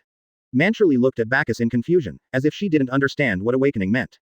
I don't know, I just can feel the aura contained in this bottle of potion and can control it. Moreover, my ability has indeed been strengthened and seems to be able to affect the surrounding environment and things. As that's so, the devil fruit has awakened after all. In this way, the injured crew members can also be protected. As expected of you, you're the ship's doctor chosen by Brother Bagus. You've recovered so quickly. Yin stood up, stretched his calves, and looked surprised. Okay, everyone, let's eat. 1 day later. The sea near Dressrosa, a warship moving at high speed created a rush of waves on the sea, leaving a long white groove behind its stern. The distinctive seagull flag fluttered in the wind. In front of the warship, a figure stood with his back straight and as sharp as a spear. His face was firm, and the cloak of justice behind him was whistling in the sea breeze. He was serious and never smiled, and there seemed to be a faint smell of blood on his body. Marine Officer, Akainu, Sakazuki. Marshal Akainu, Dressrosa is about to arrive, but something seems to be wrong. On the observation deck, a Marine held up a telescope and reported to Akainu in a panic. What's the situation? Explain it clearly. It seems to be a dragon. A dragon breathing fire has landed on Dressrosa. The Marine looked flustered and reported stutteringly. Kaido of the beasts. Full speed ahead. Akainu crossed his arms across his chest, his eyes flashed red, his face was gloomy, and an astonishing murderous aura erupted like a volcano. Pirates are trash. They should have disappeared into the sea long ago. Dressrosa ideographic period. Advertisement. On the dilapidated streets, the survivors were busy clearing the rubble. The outlines of houses were rising from the ground. Huo Shaoshan's vice admiral and his marines were also helping. What a shame. If only Smoker hadn't reported to the naval headquarters with a smile on his face. If they were there, the town would have recovered much faster. But that Yishao's strength is really a pervert. Huo Shaoshan sighed. The aftermath of his brief fight with the second in command of the revolutionary army seemed to make the entire island tremble. It was conceivable how terrifying his strength was. However, with such terrible strength yet a kind heart, there is no better place for him than Marine. Moreover, because Akainu became the Marine Marshal, the Marine's behavior became more radical, the Hawk's control over the Marine became stronger, and the Dove's power became weaker and weaker, and was moving towards a position of being neither there nor there. Yishao's style of doing things will definitely lean towards the dovish side, and then the Marine will not be too influenced by Marshal Akainu. He sighed. Being too radical is not a good thing. Huo Shaoshan Vice Admiral, drink some water and take a rest. Violet smiled and handed Huo Shaoshan a glass of water, saying apologetically. I'm sorry, you guys have done so much to save this country, and now we still need you to help rebuild the damaged streets. No, this is the Marine's duty. Huo Shaoshan took the cup of water. Suddenly, the surroundings became extremely dark. The sky was covered by a huge shadow and darkness fell. What's going on? People looked up at the sky in amazement, and saw a ferocious dragon head passing through the thick clouds and looking down at the world. As Bagus gone, you can search. He opened his blood-red vertical pupils and moved his eyeballs, searching for Bagus. This is, what? Surprise was replaced by deep fear. Faced with such a huge monster, people's legs trembled. They dropped the tools in their hands and crawled away, wanting to completely stay away from this place of trouble. Kaido. Bang. The water cup fell to the ground and broke into pieces with a loud crack. Huo Shaoshan looked at the huge dragon head emerging from the clouds in horror. He could still vaguely see the slender dragon body hovering in the clouds. Are you still a step too late? Bagus, you made me lose an admiral. Kaido was furious, opened his bloody mouth, and orange-red flames condensed in his mouth and gushed out. Dragon breath. The blazing flames dragged long tails, and the terrifying high temperature seemed to distort even the void. Why, this country is just coming alive. Advertisement. Violet looked at the calamity-like flames in despair. This was the four emperors Kaido, to whom even Doflamingo had to give in. Why is life so difficult? Clang. Huo Shaoshan drew his sword fearlessly, stepped on the air with his feet, used the moonwalk technique, and rushed towards the falling flames. I won't let you destroy this hard-earned peace. Although there was still fear in his eyes, he still moved forward and rushed forward without any hesitation. This is the responsibility of a marine. The pitch-black armament Hawkeye wrapped around the sharp blade of the samurai sword and slashed fiercely at the blazing dragon breath. 6 styles. Cut fire. Sparks flew everywhere and the horrific high temperature made Huo Shaoshan's back wet with sweat. There was a bright light reflected in his eyes. Was it faith or the dragon's breath that he could not extinguish? Fire Mountain Vice Admiral. Violet clasped her hands together, tears streaming down her cheeks, and silently prayed for the fire to burn down the mountain. This was the only thing she could do. We must stop it. Veins bulged on his arms, his clothes ignited by the high temperature. Huo Shaoshan mobilized all the strength of his body, the blade swallowed and spit out invisible Hawkeye, and he roared. Cut. The sharp blade flashed and the burning flames seemed to be extinguished by cold water. The hot dragon breath split into two and dissipated into the air. Very good. Violet waved her fist fiercely and looked excitedly at the figure in the air who was ready to die. Very good. Huo Shaoshan's mouth corners raised, and the arm holding the knife trembled uncontrollably. Humph, it's just an ant that survived by chance. This is just lousy saliva. Then what are you going to do with the second one? Kaido exhaled dragon breath again, and bright flames illuminated the world again. He laughed wildly and taunted playfully. Tell me, Marine. Chapter 104 The New King. Damn it. Huo Shaoshan gritted his teeth. He no longer had the strength to take on this dragon's breath again. He could certainly dodge it, but what about the kingdom behind him? What about the civilians behind him? Never retreat, even if. His eyes revealed a look of determination, his whole body was wrapped in armament hockey, and he used moonwalk to pounce towards the huge dragon breath. Huo Shaoshan Vice Admiral. Violet looked at the resolute figure and suddenly smiled, her eyes blurred with tears as she murmured softly. You've done enough, Vice Admiral Huo Shaoshan. You're great, but we're so sorry for you. Mayfly is just shaking a tree. Marine, how ridiculous. You are willing to sacrifice your own life for the sake of justice. Kaido sneered disdainfully, sneering at the act of committing suicide by setting the mountain on fire. The most ridiculous thing in the world is Marine's justice, and even more ridiculous is the people who sacrifice their lives for justice. Just a stupid fool. Ah, Huo Shaoshan roared angrily, and his entire body was submerged in the dragon's breath. Boom. The dragon's breath suddenly exploded with a deafening roar, sporadic flames scattered, and a gorgeous fireworks bloomed like flowers in the dim sky, followed by thick smoke rising. I've done enough. Violet fell to her knees, her tears streaming down her face like raindrops that wet the ground. I'm sorry, I'm so sorry, I'm really useless. She tore her hair frantically and said sorry over and over again. It is obviously she who should stand up for this country. Moment. A charred figure was rapidly falling in the smoke thousands of feet in the sky. Huo Shaoshan barely opened his eyes a crack, took a vague look at the godlike green dragon, and suddenly smiled. Teacher Zephyr, I didn't retreat in fear. I guess I didn't let down the justice behind me, did I? I really want you to praise me. You always have a stern face and urge us to train strictly. After all these years, I have never heard you praise me. If you praise me, I can show off to Ghost Spider and the others right away. After all, you haven't even praised the 3 admirals. Advertisement. Are you going to die? Huo Shaoshan felt the burning pain all over his body and his consciousness became increasingly blurred. What a pity, I still couldn't protect Dressrosa. I closed my eyes, darkness came over me, and I was immersed in chaos. Suddenly, a tall figure ran quickly in the air and caught the falling flaming mountain, landing steadily. Oh, interesting. Are you, a mad dog, here too? Oh. Hurry up and let Lousy take your lava bath. Kaido laughed maniacally and sneered. Akainu ignored him. He took out a bottle of green potion, opened his mouth which was like burning coal, and drank it down simply and roughly. Please take good care of him for me. Akainu placed the burning mountain in front of Violet and gave the order coldly. Violet covered her mouth and looked at the burning mountain in front of her in surprise. His body was actually slowly repairing itself. The black skin the size of a fingernail fell off, revealing white flesh. She quickly bent down and lay on Huo Shaoshan's chest to listen to his increasingly powerful heartbeat. Alive, alive, Kaido, are you ready to die? Akainu's right arm suddenly exploded, turning into scarlet magma. Black smoke rose up, and drops of magma dripped onto the ground, making a sizzling sound and burning small holes. Oh lol lol. The powerful laughter was like thunder, and Kaido laughed out loud as if he heard some huge joke. Just you. Poor mad dog. Lousy is the immortal Kaido. Kaido turned his body and fell straight down, hitting the ground like a meteorite. A huge crater appeared on the ground and dust flew. When the smoke cleared, a tall man with double horns on his head and holding a black mace faced Akainu with cold eyes.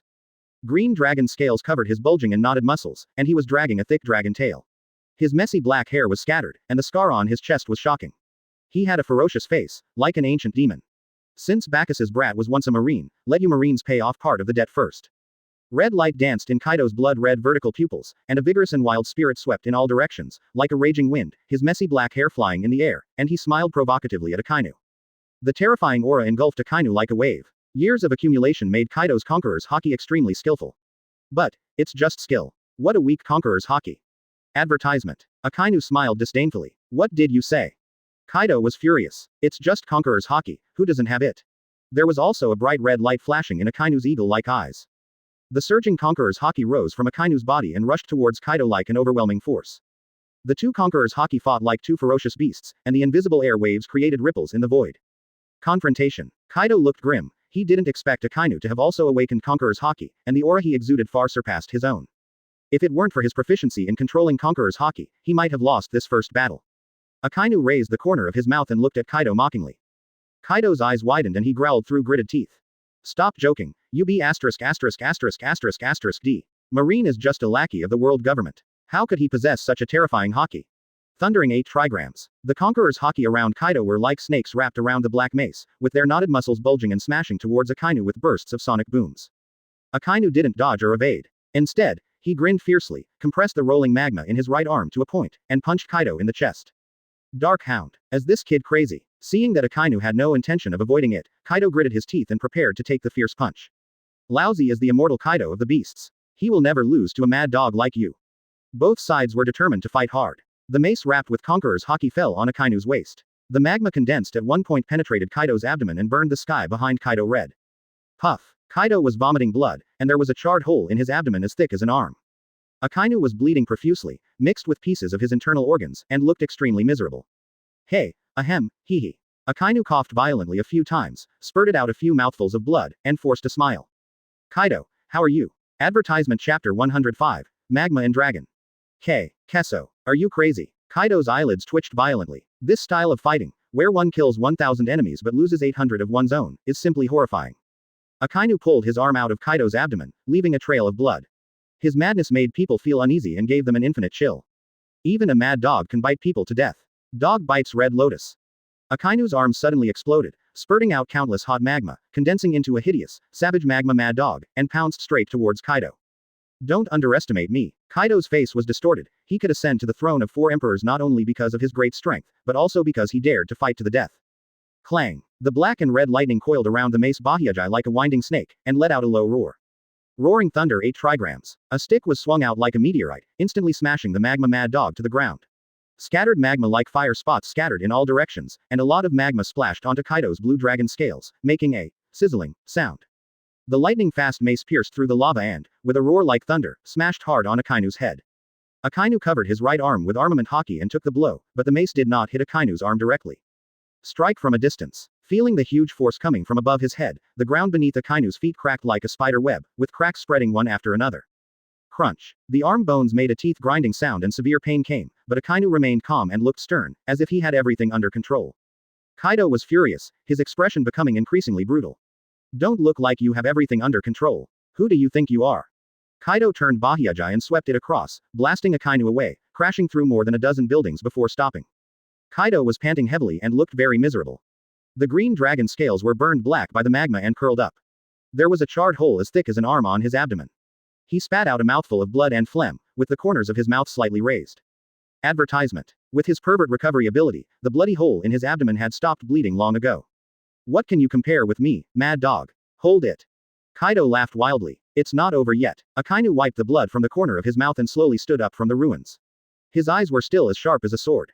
The bones all over his body creaked and the severe pain made him grit his teeth, but he still chose to stand up firmly. Because of justice. He straightened his military cap, and his hands turned into rolling magma, flowing into the ground. The next moment, the ground beneath Kaido's feet turned increasingly red, and a giant column of magma shot up into the sky like a volcanic eruption. Kaido dodged the giant column of lava easily with a flash of his body, and then rushed towards Akainu. Huge pillars of magma rose up one after another, and Kaido dodged them one after another, quickly approaching Akainu. Snort. Akainu snorted coldly, and the magma flowing in his right arm emitted billowing black smoke, condensing into a huge magma fist, and hit Kaido like a volcanic eruption. Great eruption. The terrifying high temperature seemed to be able to melt even the void. Kaido was trying to hide around when suddenly, several huge pillars of magma gushed out and blocked his way. Damn lava devil, you can only bear it. Black and red lightning flashed in the void, Kaido waved Bahiajai, and blue veins as thick as earthworms popped up. He smashed out with a stick, and the giant magma fist smashed everything to pieces. Then he jumped high, spun the iron rod, and smashed it down. The third world, inducing Naraku. Akainu rolled sideways to avoid it, and smashed the mace to the ground. With a loud bang, the ground collapsed and ripples formed in the void. Puff. Akainu was affected by the aftermath, and the injuries in his body were affected, and he spurted out another mouthful of blood. Advertisement. Kaido landed steadily, dancing with Bahiajai, and fought with Akainu in close combat. Akainu did not bother to wipe the blood from the corner of his mouth. His whole body turned into sticky magma. His bloodshot eyes bulged out. He let out a low roar, and a scorching heat wave swept in all directions. For a while, the two fought evenly and each was injured. Although Akainu did not have Conqueror's entanglement, the damage caused by magma and super strong fruit control made Kaido nervous. If he was not careful, a big hole would be opened somewhere. Kaido has thick skin and flesh, and with the super physique brought by the awakening of the animal fruit and the super life recovery ability and defense brought by his own ghost blood, he is best at protracted battles. Furthermore, each of his attacks carries Conqueror's entanglement, and he is not weak even in attack. Even if Akainu uses observation Haki to dodge in advance, he can still cause damage to him. As time went on, even though Akainu used a ferocious style of trading injuries for injuries, he gradually fell into a disadvantage. The fist wrapped in black and red lightning contained a tremendous force and slammed into Akainu's abdomen. Akainu used elementalization to transform his body into magma and avoided the powerful punch, but the Conqueror's Haki wrapped around his fist still caused him substantial damage. Fresh blood flowed from Akainu's mouth and nose, and his face was distorted in pain. Dark Hound. As if he couldn't feel the pain, the magma expanding in his arm suddenly shrank, condensing into a dangerous red blood line, and blasted towards Kaido's head. The scarlet red light continued to grow in Kaido's pupils. He turned his head and dodged the punch, but the dragon whiskers floating in the air were burned to ashes by the boiling magma. The scarlet magma blood line was very close to Kaido's head. A drop of cold sweat ran down his face. The dangerous magma blood line compressed terrifying energy. If he was hit on the head by this blood line, half of his head would probably disappear. But luckily I dodged it. Kaido's mouth corners slowly rose up, and he laughed mockingly, and was about to open his mouth to taunt. Akainu deadpanned and growled. Burst. The blood line suddenly expanded and exploded, countless boiling magma splashed out, the huge impact force set off a violent hurricane, the huge explosion sounded throughout the world like a volcanic eruption, and billowing black smoke filled the air, enveloping the two people. In the thick black smoke, a faint red light flickered, and a half-human, half-dragon creature flew backwards from the billowing black smoke. Damn lava, it hurts. Kaido steadied himself. The right half of his face was bloody, and half of his neck and body had burned scars. Fragments of dragon scales stood up, revealing bright red and charred flesh. The severe pain made him subconsciously want to cover his burned face, but as soon as he touched it, the piercing pain made him gasp. The black smoke dissipated, and Akainu, with deep scars all over his body, half knelt on the ground, with flowing magma under his feet. His body was soaked in blood, and the rose on his chest looked even brighter after being watered by the blood. Chapter 106 The Woman on the Edge of the Cliff. It hurts. It hurts so much. He. Kaido suddenly laughed crazily, gently touched the scar on his face, feeling the piercing pain coming again, his eyes became colder. Is this what pain feels like? This is the first time in all these years that I've been injured so badly. The smile suddenly disappeared, his expression became more ferocious, and Kaido growled viciously. You must die, for sure. Kaido roared, and an astonishing murderous aura burst out. Hey, Kaido. Akainu staggered to his feet and smiled at Kaido. What? You want to beg for mercy? It's too late. Kaido stared at Akainu, who stood straight, with bloodshot pupils. Suddenly, he felt a little admiration for him. From beginning to end, his back is always so straight. No matter how severe the injury, no matter how devastating the blow, it seemed that nothing could break his spine. Akainu sneered, ignoring what Kaido said, and spoke to himself. You can wrap Conqueror's Haki around your attack, right? Kaido's eyes froze, he didn't expect Akainu to discover this technique so quickly. There are few strong marines who possess Conqueror's Haki. Therefore, the Conqueror's winding technique is rarely passed down. So what? This is no secret among the strong. If I'm not mistaken, your Conqueror's only awakened recently. You have no skill in using Conquerors. You use it purely on instinct.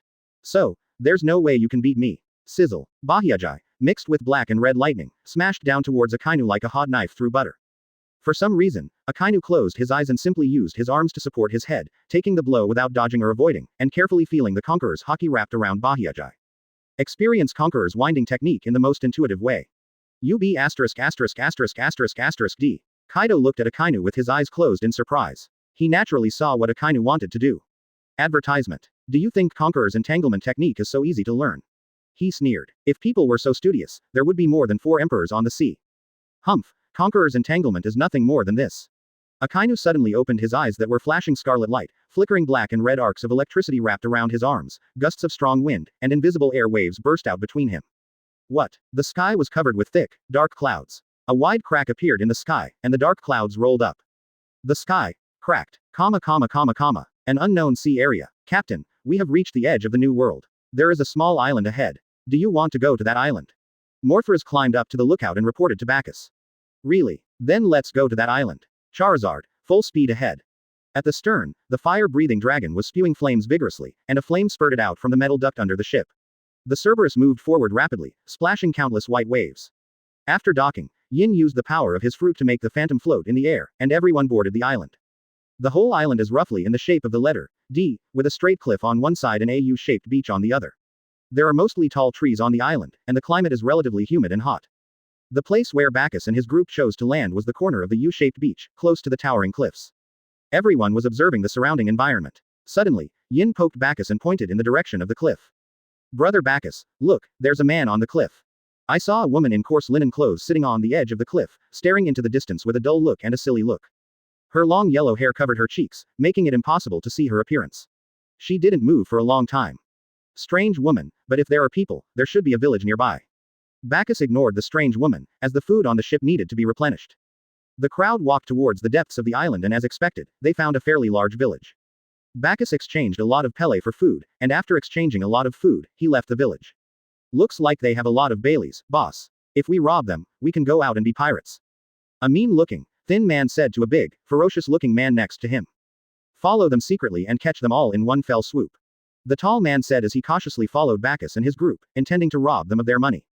Captain, there are 2 people following us, trying to steal our Bailey. Advertisement. Morthras whispered to Bagus. Really? Then let's see if they dare to take action. If you dare to do it, just kill him. When everyone arrived at the sand stall, Bagus said to them. Everyone, go back to the ship and rest first. Gather here in an hour to prepare for special training. Okay. *5. Everyone dispersed, leaving Bagus standing alone on the beach. Boss, he's the only one left, let's do it. Okay. This is a good opportunity.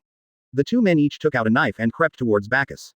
Die. Just as the knife was about to pierce Bagus' body, Bagus suddenly turned his head, held the knife with both hands, squeezed it hard, and the sharp blade instantly turned into 2 pieces of scrap metal.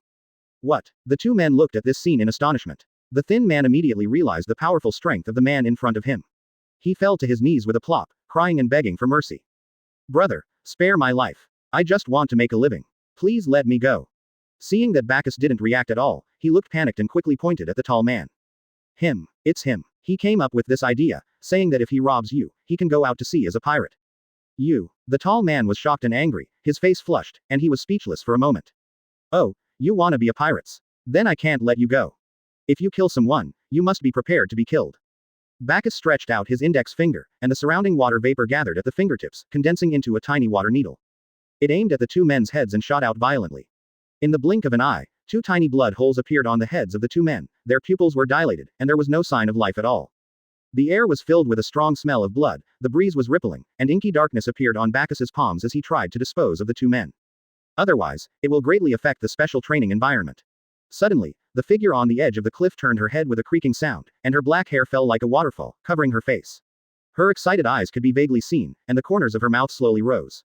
She laughed strangely. Chapter 107. Tai Chi diagram with more black than white. The woman stood up slowly. She was skinny, with arms and legs as thin as matches.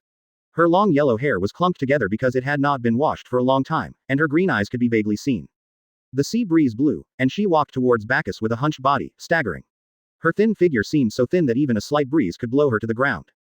Bagus put away the darkness in his hand and wanted to see what she was going to do. After a long time, the woman walked to the 2 bodies lying on the ground and knelt down. Her long hair concealed her expression, and only the strange smile at the corner of her mouth made her look very excited. The next moment, the scene before his eyes made Bacchus' scalp tingle. The woman was like a wild beast, tearing the 2 corpses in front of her, sucking the flowing, steaming blood, and eating the flesh raw. The woman chewed the raw meat in her mouth vigorously. She ate very anxiously. Before one piece of raw meat was chewed up, she tore off another piece. Her cheeks were bulging as she devoured the 2 corpses voraciously. After a moment, the corpse in front of her had lost a large piece of flesh on its chest, revealing the deep white bones. The woman stood up, as if she had regained some strength. She straightened her waist slightly, and dragged the 2 corpses laboriously, leaving a long groove on the beach, and walked towards the cliff. She suddenly paused, as if she had thought of something, and bowed slightly to Bacchus to express her gratitude. Bacchus became more and more curious about this woman. Is she thanking me for giving her these 2 bodies? The woman returned to the cliff and looked out to sea while gnawing on the corpse. What are you waiting for? Bacchus stared at the woman for a moment and then ignored her. Then everyone gathered on the beach, and Bacchus assigned them special training tasks. First, there is group physical exercise, climbing cliffs and running around the island. Yin's physical training task has been doubled. Last time in the arena, you also discovered that you didn't have enough physical strength, right? Charizard is too focused on the ability of the fruit, and can't even do hockey. You know, the animals in the Pirates King world can also learn hockey. I still have a lot of skill discs waiting for you to learn. Motras, pay attention to training observation hockey to expand its scope and depth. You can use the people in the village to train your observation hockey. As for Gatrina, since your strength is far superior to theirs, your physical training tasks are 3 times that of others. Advertisement. Man, surely, you don't have to do anything. You just need to be responsible for the logistics work after their training and treat their injuries. You understand everything. Understood, roar. *5. Everyone dispersed and each completed their own tasks. Bacchus took out an exquisite wooden box from the system space. Now his system points have reached more than 6 million. But for Bagus, who has reached the limit of human ability, these points are no longer of much use. All he lacks is the use of Hawkeye and the Conqueror's entanglement technique. Of course, there is also this thing in front of you that can make your strength even higher. Bagus opened the wooden box and saw a water blue devil fruit. Paramesha, shock fruit. Bagus doesn't have Blackbeard's pervert physique, so I don't know what will happen after eating 2 devil fruits. However, if you desire powerful strength, you must take certain risks. Bagus took out the shock fruit, took a decisive bite, and swallowed it. Bagus looked grim. Even though he must have experienced it once, the taste of poop still made him unable to swallow it. He swallowed it with difficulty. The moment the fruit entered his stomach, a warm current slowly flowed through his body. His body suddenly felt hot, and his skin quickly turned red, and he felt a burn-like pain. The warm current suddenly expanded like a long river, and the powerful energy it brought made Bagus' body swell rapidly. A white light ball like moonlight flashed in Bagus' abdomen, and every inch of flesh and blood in his body was shaking violently. 2 forces conflict with each other in one's body. Bagus' entire body began to twitch violently. Strands of darkness emerged from his body and crawled toward his abdomen like little snakes, devouring the flashing white light. The white light ball seemed to feel threatened, and the frequency of vibration increased again, stubbornly fighting against the darkness. Advertisement. Puff. Bagus spat out a mouthful of blood, and blood flowed from all his orifices. The 2 forces in his body seemed to be consciously fighting for territory, and the powerful force erupted from the 2 made him miserable. Bagus wanted to control the darkness and make it retreat back into his body, but the darkness was out of his control and rushed madly towards the white light ball in his abdomen. No wonder 1 devil fruit can't eat 2 devil fruits. The consciousness contained in different devil fruits will repel each other, and in the same person's body it will be like a war breaking out among humans, with everyone fighting to defend their territory. People will die in this war. There is only one way to calm this war, achieve a balance, and control the devil fruit. Bagus endured the piercing pain, struggled to stand up, and performed Tai Chi moves. Starting position, right embracing the peacock's tail, white crane spreading its wings, stepping forward to move the fist, opening and closing the hands, the fairy shuttles, wild horse splits its mane. As the Tai Chi moves were performed, the flashing frequency of the white light ball in Bagus' abdomen decreased significantly, the severe pain in his body was relieved, and the red skin gradually dimmed. The wisps of darkness emanating from his body were gradually decreasing, and a perfect circle appeared under Bagus' feet. He drew a circle with his hands, and a vague black and white Tai Chi diagram flashing with black and white light appeared in front of Bagus. But the Tai Chi diagram has more black than white, which is very strange. Bagus frowned as darkness continued to devour the white light in his abdomen. The white light that was originally like moonlight was reduced to starlight, as if it would dissipate at any time. He could feel the energy of the shock fruit gradually dissipating, and he could no longer feel his strength. Why is the power of dark fruit much stronger than shock fruit? Tai Chi is most concerned with balance. If the forces of the 2 are not balanced, then his Tai Chi is destined to not exert its due power. But my own dark fruit system gift. That's right. Bagus' eyes suddenly lit up. His dark fruit was given by the system, but when he blew up and fell down, he absorbed Blackbeard's shock fruit. He immediately used his points to exchange for a shock fruit. Chapter 108 Tai Chi is accomplished. A water blue devil fruit appeared out of thin air in Bagus' palm. He bit off a piece of the fruit and swallowed it. The spark-like ball of light in his abdomen suddenly expanded and emitted a moon-like glow again. Bagus drew a circle with his hands, and a black and white Tai Chi diagram appeared in front of him as if it were real. One hand is darkness, the other hand is a ball of white light. At the edge of the Tai Chi diagram, 2 black and white rays of light began to rotate rapidly, driving the entire Tai Chi diagram, gradually revealing black and white afterimages. The black and white of the Tai Chi diagram are integrated into one under high-speed rotation, and there is no difference between them. To end the posture, Bagus rotates both forearms inward at the same time, separates his palms, and slowly drops them, and the Tai Chi diagram slowly disappears. Bagus exhaled a breath, raised his right fist, and with a thought, a white light ball wrapped around his fist, and he punched it horizontally towards the vast ocean. Crack. The space in front of him was like shattered glass, cracks spread across the void, and the entire island was shaking. The sea water was churning, and an almost transparent shock wave stirred up a strong wind, carrying snow-white waves and leaving long grooves on the sea. At the same time, Bagus slapped the ground with his left palm, and the thick, inky darkness seemed to drip into clear water, spreading across the golden beach in the blink of an eye. A person with dual fruit abilities. Pigeon. Suddenly, a white dove wearing a top hat screamed and fell from the sky, with newspapers on its body scattered all over the ground. Bagus grabbed the falling white dove, which was dazed and lying on his palm as big as a palm fan, with stars in its eyes. The white dove held a blue den den mushi tightly in its claws, and Bagus smiled. It seems that Morgans is quite obedient. He took the den den mushi, released the white dove, picked up a newspaper and looked at what major events had happened recently. Bagus glanced at the newspaper, a hint of surprise in his eyes. Title: 4 Emperors Kaido is defeated. The current Marine Marshal personally dispatches. There is also a blurry picture below. In the sky, Kaido with a panicked look flew high into the sky, one of his dragon horns was broken, his body was charred, bloodline Madara Madara, the right side of his face was bloody and one of his eyes was tightly closed. On the ground, Akainu stood straight with his back draped in a torn cloak of justice. He was covered in blood and filled with hostility. The rose on his chest was extremely bright. Marine Headquarters, Marineford, Hospital. Advertisement. In a ward, a man wrapped in bandages was lying on the bed with a simple smile on his face. Brother Huo Shaoshan, it's time to take your medicine. Violet held a steaming porcelain bowl, scooped the golden liquid with a spoon, placed it near her mouth and blew gently, then brought it to Huo Shaoshan's mouth. Huo Shaoshan's face turned red and he spoke hesitantly. Yes, or I'll drink it myself. Violet looked at Huo Shaoshan's bandaged hands and said with a smile. Brother Huo Shaoshan, you can't drink the medicine like this, let me feed you. Huo Shaoshan had no choice but to open his mouth and drink the spoonful of medicine.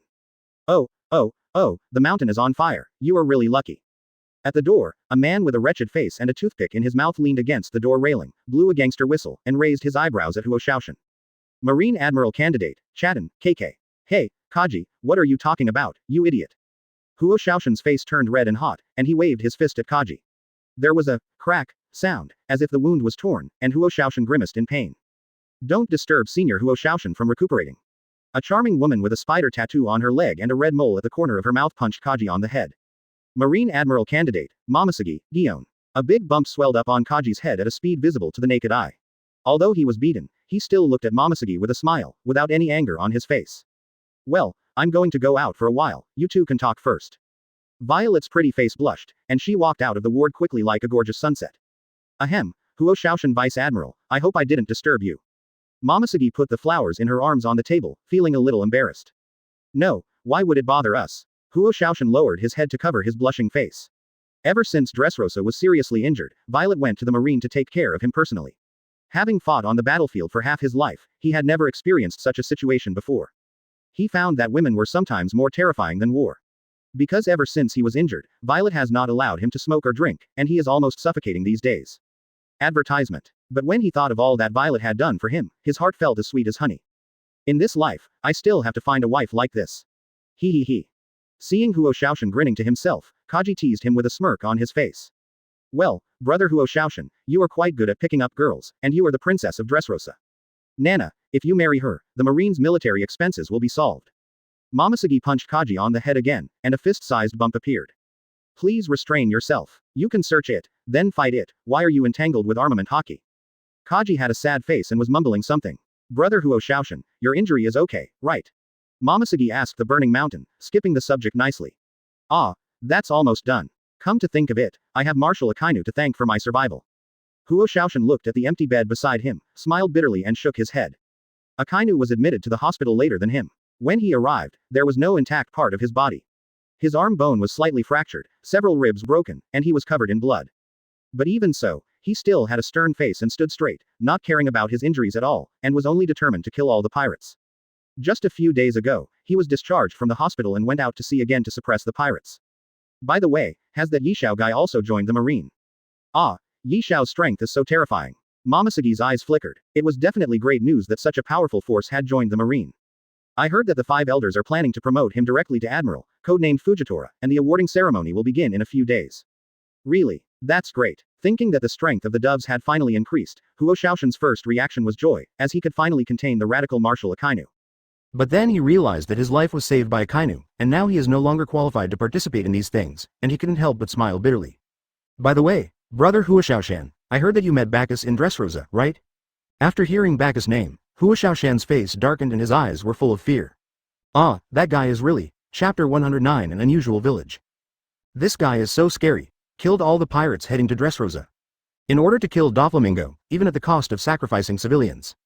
Huo Shaoshan's eyelids couldn't help twitching when he recalled the terrifying evil aura and the strong smell of blood emanating from his body. He suppressed his pounding heart and spoke in a deep voice. This B*********** D does things without regard for the consequences. He will kill anyone who stands in his way without hesitation, even if they're his closest relatives. This kind of person is too extreme. If one day he suddenly has the idea of destroying the world, he will definitely carry out this idea regardless of the consequences. At this point, the meaning of burning the mountain is already very clear.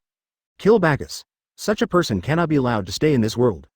Momosugi stared at the bright flowers absent-mindedly, the image of the young man sweating in the moonlight with a determined look in his eyes appearing again and again in his mind.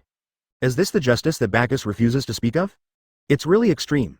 Momoshagi thought again of the purple-haired old man begging him to teach Bagus, and with a glimmer of hope in his eyes, he said resolutely. I believe he will definitely put an end to the great pirates era. Mr. Zephyr, is your vision wrong? But even if he is so extreme, do you still choose to believe him? Momoshagi couldn't understand why Zephyr-sensei would put so much effort into a man who killed even civilians and marines. She suddenly regretted teaching Bagus swordsmanship. Dusk. The setting sun is blood red. In the village, a white-haired old man was leaning on a cane, looking up at the gorgeous sunset with a hint of melancholy. The fiery red clouds linger around the fiery red sunset, dimness and blood color intertwined, the afterglow of the sunset paints the sky, and the wind also calms down, as if it is also appreciating the beautiful sunset, staying between heaven and earth, watching quietly, without speaking. I wonder how many more times I can see such a beautiful sunset. The old man suddenly sighed and lamented. Although this world is extremely cruel, he still wants to live. Survive and continue to watch the gorgeous sunset every day. Advertisement, wow, wow, wow, village chief, something bad has happened. My Dazhuang, Pai, is missing. 2 women, one tall and one thin, ran over crying and complained to the village chief. We rely on this son for our retirement.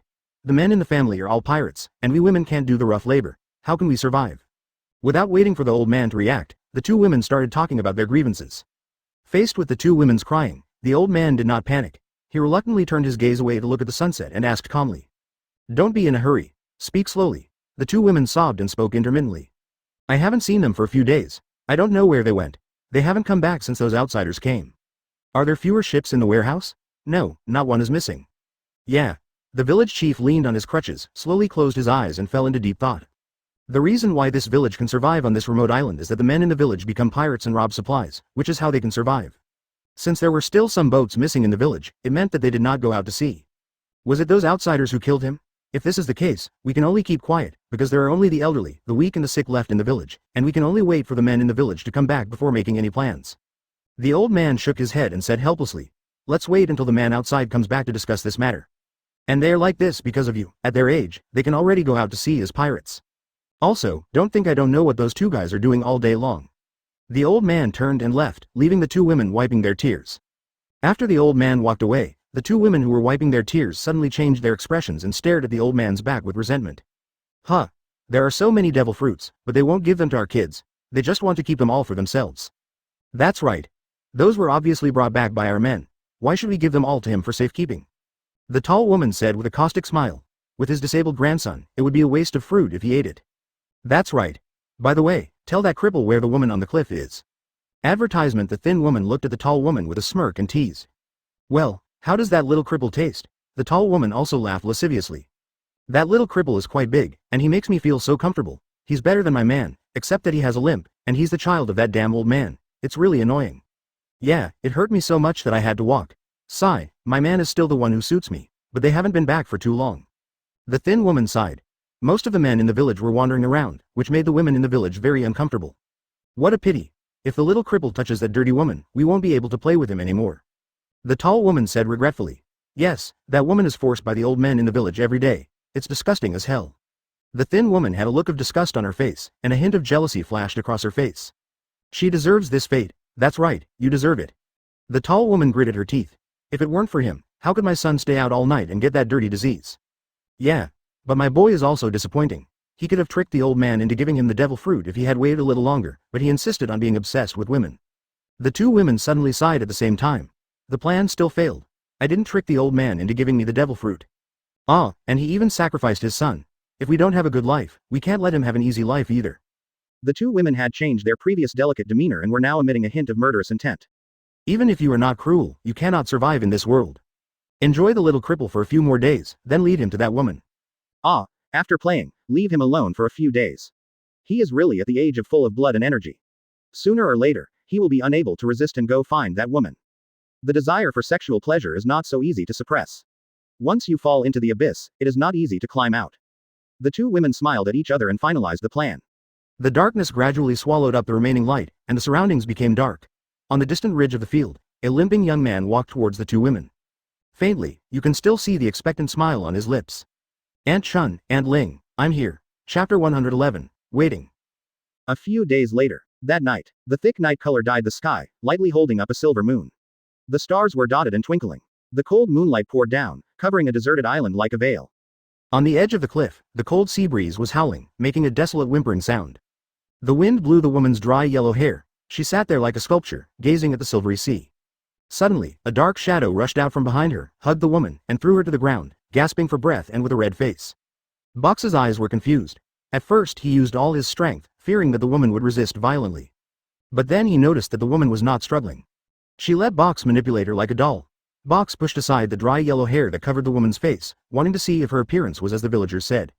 Under the hair is a skinny face with delicate features and a pretty face. Although she is thin, her oval face is still eye-catching. Her red lips stained with bloodline are very plump, and her high nose bridge makes her facial features more three-dimensional. Box stared at the woman infatuatedly, a raging fire burning in his body and his blood boiling. The woman had no expression on her face. She was surprisingly calm when faced with such a thing. She just opened her dark blue eyes and looked numbly at Box, who was breathing heavily. There was no emotion on her lifeless face, as if she was already used to it. Box couldn't bear it anymore and buried his head in the woman's neck, biting it madly. A pair of trousers was thrown casually on the ground. Box was like a wild beast, groping the woman's lower body with his hands and tearing her clothes roughly. When he was about to take the next step, his body suddenly paused and his excited expression suddenly froze. A thin line of blood appeared on his neck, and a slight sea breeze blew by, and his head slowly fell.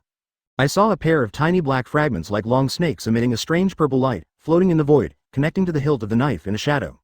Bagus slowly walked out of the shadows, slowly retracting the fragments in the void, reassembling the broken blade, and with a flick of his wrist, the 1,000 blades of the demonic sword disappeared into thin air. He kicked the headless corpse away. The woman was in tattered clothes, with empty eyes and motionless. It seemed that no matter what happened, her emotions could not be affected. Bagus looked at the woman, his pupils shrank sharply, and he took a breath. The 2 pieces of meat were swollen, enlarged and eroded, like a piece of rotten meat. After a while, the woman stood up, supported her skinny body, walked unsteadily to the edge of the cliff, and sat down. The moonlight and starlight fell on her like dust, like a pearl covered with dust. Her tall, thin figure looked frail and extremely lonely, and a bitter smell seemed to be all around her. Advertisement. Bagus looked at the figure, his heart was yanked hard, and a bitter taste filled his mouth. It feels very familiar. In his eyes, an illusory figure of a thin young man slowly overlapped with the woman. The starry river flowing across the sky slowly overlaps with the fiery sunset and the gorgeous sunset glow. It must be painful. Bagus sat down next to the woman and together they looked out at the sea reflecting the brilliant stars and the silver moon. The gentle wind stirs up the waves, scattering them into stars all over the river. May I have your name? The woman opened her mouth slightly but could not utter a word. In the silence, the only sound was her faint breathing. The blood-red lips opened and closed, as if trying to find the feeling to speak. My name is Bella. She spoke incoherently. Why are you here? Her dull blue eyes suddenly lit up with a faint light. Wait for someone. Why didn't you resist just now? I'm used to it. Are you from this village? Yes. This kind of life is probably worse than death. Yes, I also thought about dying like this, but he asked me to wait for him here. If he can't wait for me, he'll be anxious. The 2 of them started chatting like close friends. Baylaki's pronunciation became clearer and his speech became more fluent. Under the night sky, the girl quietly told her story, and Bagus listened to the woman silently. Advertisement. Kato Kagi is very good to me. Every time he comes back from the sea, he brings me a lot of delicious food. He is a person who values freedom very much, so he will not force anyone to do something that will cause them to lose their freedom. He told me that he would marry me when he came back from the next voyage, and asked me to wait for him here obediently. He told me he was sorry because it would cost me my precious freedom. I said, it's okay, I'm willing to wait for you to come back. Even if I lose my precious freedom, it doesn't matter, because I love him very much. Baylaki smiled stiffly, but made an expression that was uglier than crying. I've been waiting for him here for a long time, but I can't see him. I often wonder why this bad guy hasn't come back yet. When he comes, I will definitely teach him a lesson. Finally, the ship that sailed far away finally returned. But they didn't have the joy of returning home as before. Instead, they looked grim and hesitated when asked what was wrong. It turns out that they went to the casino of Golden Emperor Tezulo and lost everything. They had no choice but to leave people as slaves to pay off their debts. And he asked to stay because he knew freedom was a precious thing that others should not lose. But what should I do? Doesn't she care about me at all? Pearl-like tears slid down her cheeks, and she continued in a sobbing voice. The men from the village came here to look for me every day. If I refused, they would beat and kick me. When the women in the village find out their men are cheating on them, they come and scold me every day. I endured the pain in my body, I endured the loneliness, I endured the hunger. Actually, it's nothing. I just want to know if he cares about me or not. Has he forgotten that there's a girl waiting for him here? Balaki leaned on Bakus' shoulder and cried loudly, and his shoulders were wet with tears. It's not that she can't bear the pain, she just can't bear the fact that her weight is a meaningless one. Bakus wiped her tears. I used to be like this too. I endure the pain silently. Those lingering memories and pains are like a mountain, weighing me down so hard that I can't breathe. When I was crying, There was also an old man with purple hair who helped me wipe my tears. Chapter 112. Bath of Fire, come aboard my ship, Bay Lackey. Bagus said softly, he could feel the pain in her heart. We will bear this pain with you, but I'm gone. If he comes back and can't find me, what will he do? Balaki, with tears in her eyes, shook her head and rejected Bagus. Bagus Fish was not angry. He suddenly stood up, pointed to the sea in the distance, and spoke loudly. Just waiting will not bring about a miracle. Only by taking action can you change your destiny. And now, an orange-red devil fruit appeared out of thin air in Bagus' palm. Bagus handed the devil fruit in his hand to Bellamy, staring at her with sharp eyes, waiting for her choice. And now this opportunity is in your hands. It depends on your decision whether you wait foolishly for a miracle or take control of your own destiny. Is this a devil fruit? Bay Lackey hesitated. Wait, or take control of your own destiny.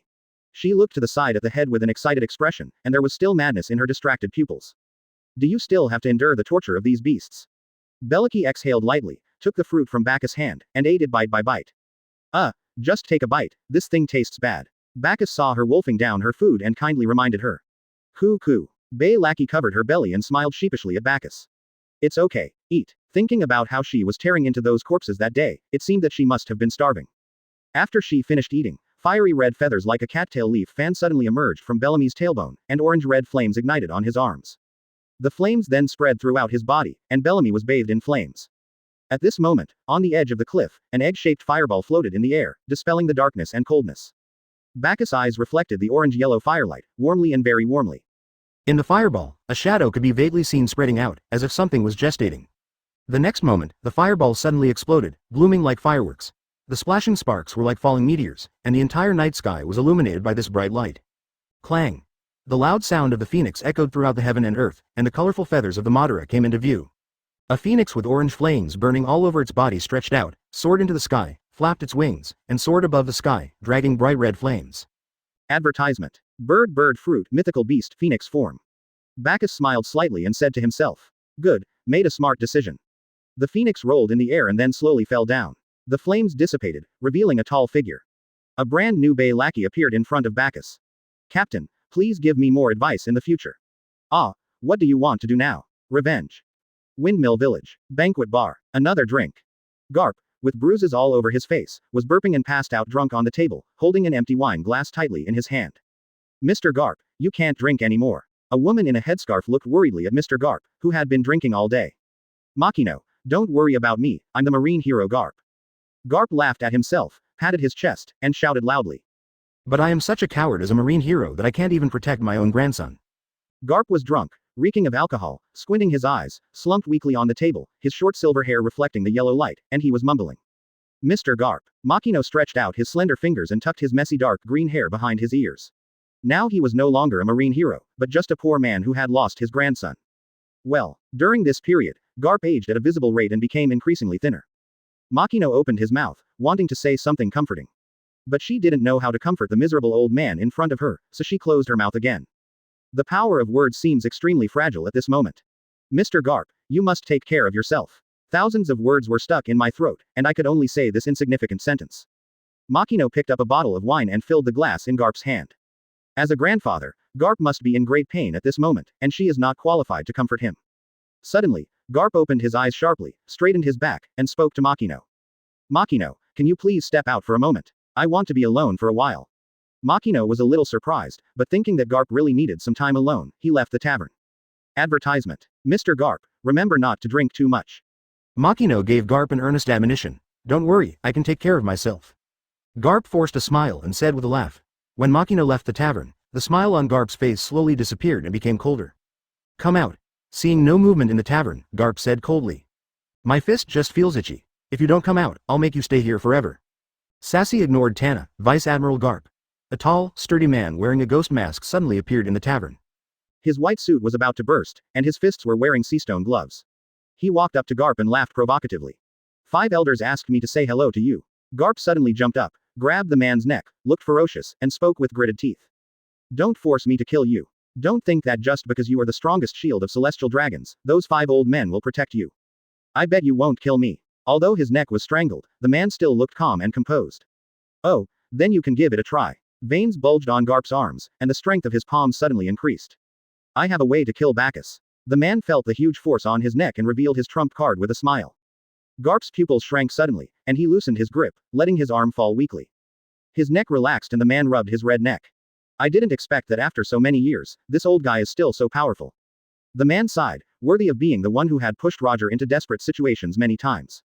What is the method? The man pulled out a silver den mushi from his pocket and handed it to Garp. As a Marine of the older generation, you should be familiar with this thing. This is, Garp looked at the silver den mushi in amazement. How about the gifts that the 5 adults specially prepared for you? Snort. Garp put away his surprised expression and snorted coldly. He didn't believe that the 5 old men could be so kind. Chapter 113 Revenge. It seems that those 5 old men also want to kill Bagus. Garp had a complicated expression on his face. He sat back in his chair and drank the wine in his glass. Do you want to use him as a knife? I don't know what those 5 adults think, but what is certain is that you also want to kill Bagus. The man placed the silver den mushi in his hand on the table and spoke confidently. Garp had no reason not to accept the help. The world government is also scared. That's right. That guy's crazy behavior has disrupted the balance of the sea. Those 5 old men should be very anxious. If you want to use me as a knife, you'll have to pay a price. Garp poured his own wine, but his eyes were always fixed on the silver den mushi on the table. The man laughed out loud upon hearing this, and his rough laughter echoed in the tavern. What, isn't it enough to help you avenge your 2 grandsons? Click. Garp clenched his palm suddenly, his eyes locked on the man, and the wine glass in his hand suddenly broke into pieces, spilling the wine all over the floor. Do you have the guts to say that again? The man just smiled and waved his hand. The 5 masters promised to provide you with a sum of money for the Marine. Now there should be many in the Marine who are disgusted by Kainu's extreme measures. I don't need to say how useful this money is to you doves. And, the man took out 3 wooden boxes from behind him and placed them side by side in front of Garp. Zone mythical beasts, the powerful Logia fruit, and the rare Paramecia fruit. These are all compensations for Marine. The upper limit of these fruits, as long as the Marines give them to people with extremely strong talents, maybe a few Admiral-level Marines will appear. How about that? Garp didn't answer, but just took the silver den mushi from the table. The village was very quiet with sporadic lights on in the night and the noisy sound of insects surrounding it. Why hasn't Pocos come back yet? The village chief looked anxious. He stood in front of the wooden house, holding an oil lamp and looking into the distance. Suddenly, a flash of fire appeared in the sky, and a bean-sized orange light flashed. Advertisement. That is, the village chief squinted his eyes, held up the oil lamp, and looked at the growing light in the sky in confusion. It looks like a fireball. Not good. The village chief was struck by lightning, and a round fireball kept getting bigger in his eyes. The next moment, the fireball fell to the ground like a meteorite. With a boom, several wooden houses turned into ashes. The village was engulfed in flames, and rolling heat waves came over. The village chief looked as pale as death. The men in the village had not returned yet. What should they do facing such a powerful enemy? Soon after, several more fireballs fell, and continuous roars were heard. In an instant, most of the village was engulfed in flames. The wind came howling. The fire spread with the strong wind, like a giant flaming beast with a bloody mouth, tearing into the village. What's going on? Where did the fire come from? Put it out. Rolling heat waves mixed with flying ashes came like an overwhelming force, waking up the sleeping people one after another, looking at the village that was like a sea of fire, at a loss as to what to do. Look. Something is falling. A man pointed to the sky, and saw a phoenix wrapped in flames slowly falling down. The moment the phoenix landed, the flames gradually dissipated, revealing a tall figure. It's Bay Lackey. She's here to save us. The man ran towards Bay Lackey with a look of joy on his face. It's Bay Lackey. She turned into a phoenix. Did she eat the devil fruit? What luck. Aunt Chun's eyes were full of jealousy, but now she depended on him for survival, so she had no choice but to follow the man. Aunt Ling, on the other hand, looked delighted and followed the man closely, as if she had forgotten the hatred she had felt towards him when he insulted her before. There's help. Everyone, there's help. Several old men shouted excitedly. Bay Lackey had a blank expression on his face. The people in front of him seemed to have changed their appearance, but they were still man-eating beasts on the inside. The village chief seemed to feel something was wrong. Where did Bellamy get the devil fruit? Also, would she really save them after the villagers treated her like that? Suddenly, a tall man walked out of the darkness in the shadows behind Bay Lackey and patted her on the shoulder. Is it that stranger? Why is he next to Bellamy? The village chief realized something was wrong and shouted loudly. Everyone, stop. Don't come any closer to Bellamy. But the crowd showed no sign of stopping. Bay Lackey, turn into a phoenix and take us away from here. Advertisement. Bay Lackey did not answer, his eyes became colder. It's inevitable that you'll be nervous when you kill someone for the first time, but after you kill someone, you'll feel much better. And killing people requires skill. The neck, the head, the heart. Bagus kept pointing his fingers at corresponding locations on the man's body. What are you talking about? Why do I feel something is wrong? The man's Adam's apple rolled and he swallowed. His excited expression suddenly froze and he stepped back step by step. Okay, I'll take you away from here.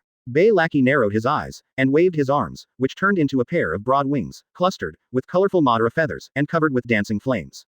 She flapped her wings and slapped the man directly on the crown of his head. Click. The skull was shattered, the top of the man's head deflated, blood was oozing from all his orifices, and he fell backwards. She let out a breath, as if she was letting out the grievances in her heart. My whole body suddenly felt light and I felt unprecedentedly refreshed. This. Everyone's pupils contracted violently, they gasped, and looked at the body lying on the ground in horror. They suddenly remembered that the woman in front of them had been hurt countless times by them. Run away. Bay Lackey looked at the panicked crowd, the corners of his mouth slowly rising. It turns out that this feeling is really great. She strolled towards the fleeing crowd, as if taking a stroll, harvesting lives wantonly, her wings stained with blood, her bright and beautiful feathers stained with blood.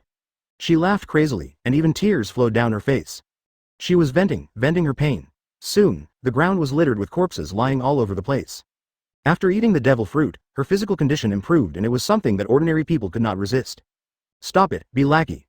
The village chief walked against the crowd and spoke in a deep voice. Although they have hurt you before, they don't all have to be buried with your pain. After all, you are also a part of this village. Hate only breeds more hate. Chapter 114 Damn Fate.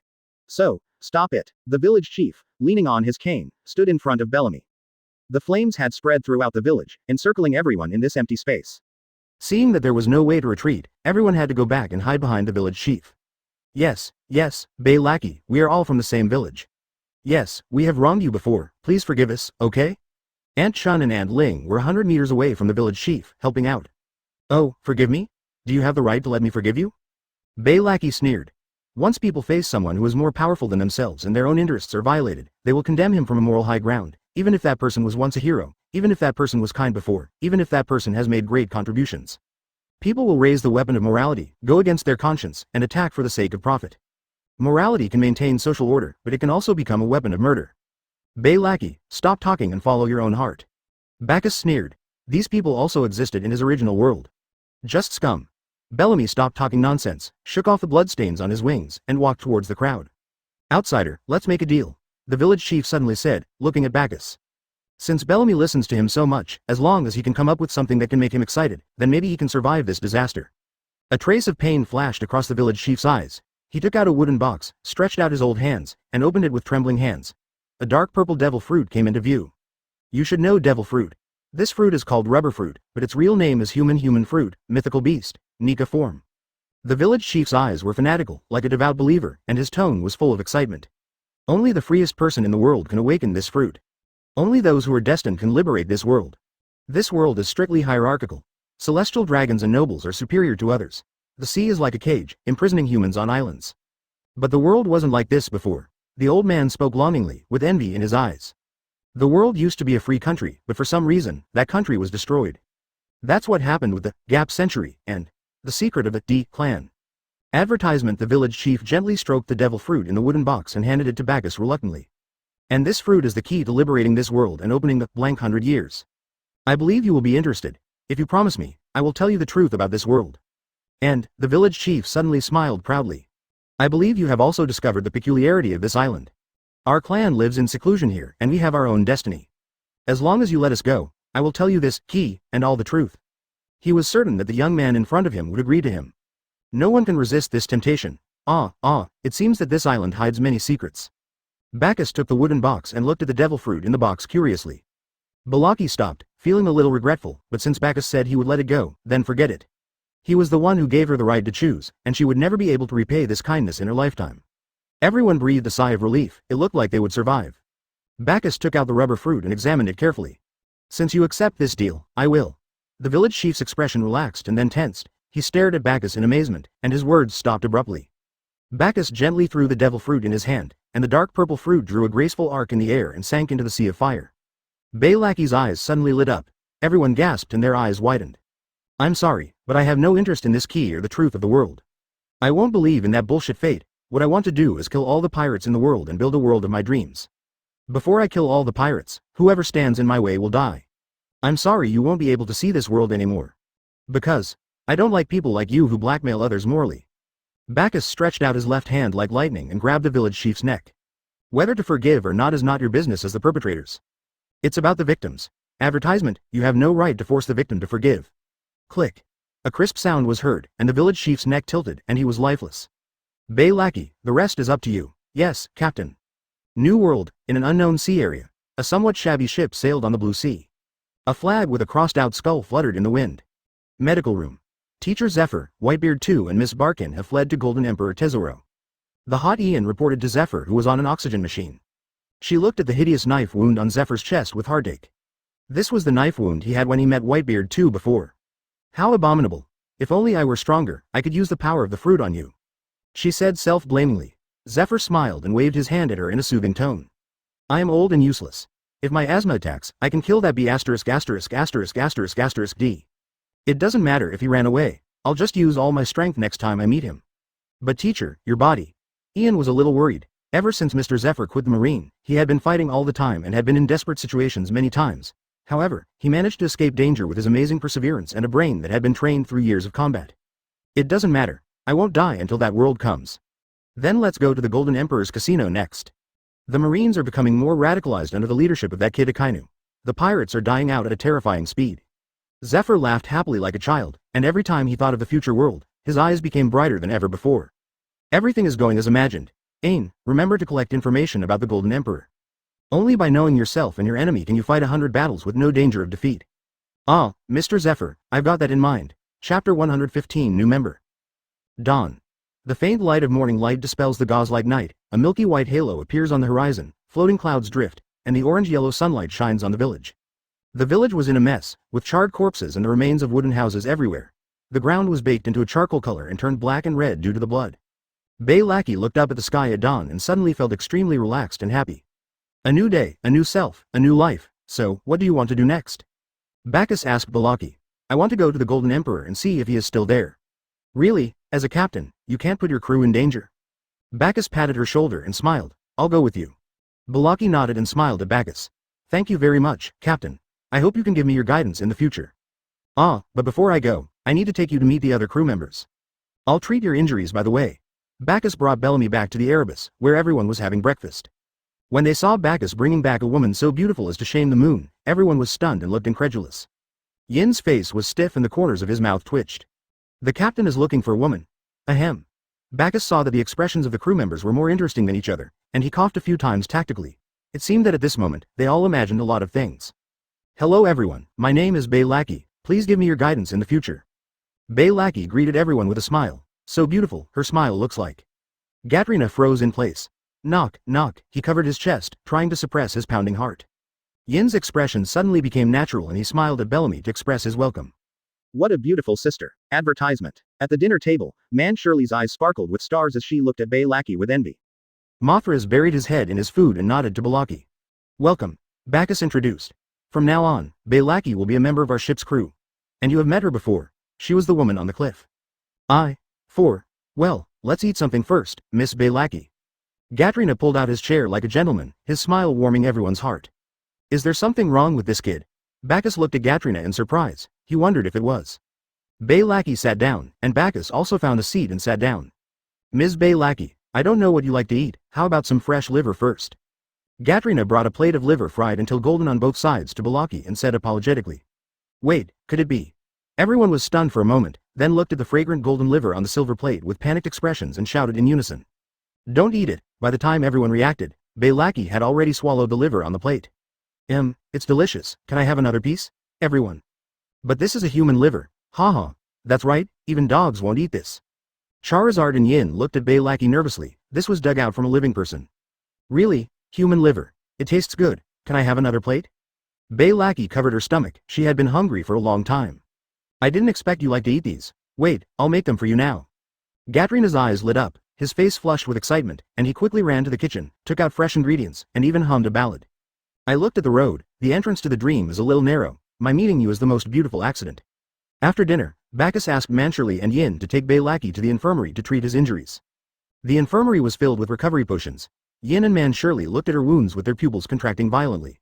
Even after eating the devil fruit, Bay Lackey could feel the flames slowly repairing her injuries, but even so, the shocking wounds still did not heal. Advertisement: the two pieces of flesh were rotting and emitting a strange and unpleasant smell, and the opening was torn apart, looking extremely seepy. Man Shirley and Yin looked at Bay Lackey with heartache, finding it hard to imagine the inhumane treatment she had suffered before. Bellamy said apologetically. I'm sorry, I didn't scare you. No, that's not the case. We're partners. I will help you get well. Man Shirley and Yintu shook their heads like rattles and comforted him. From now on, we will be each other's comrades in arms. Ah, thank you for your help then. Baylaki smiled brightly. Manshirley controlled the green liquid in the recovery potion and applied it evenly to that part of Baylaki. A cool feeling came over me, and soon my injuries were healed. Seeing that Baylaki was still wearing the tattered coarse cloth dress, Yin found her a red cheongsam. With her tall figure, her temperament was improved a bit.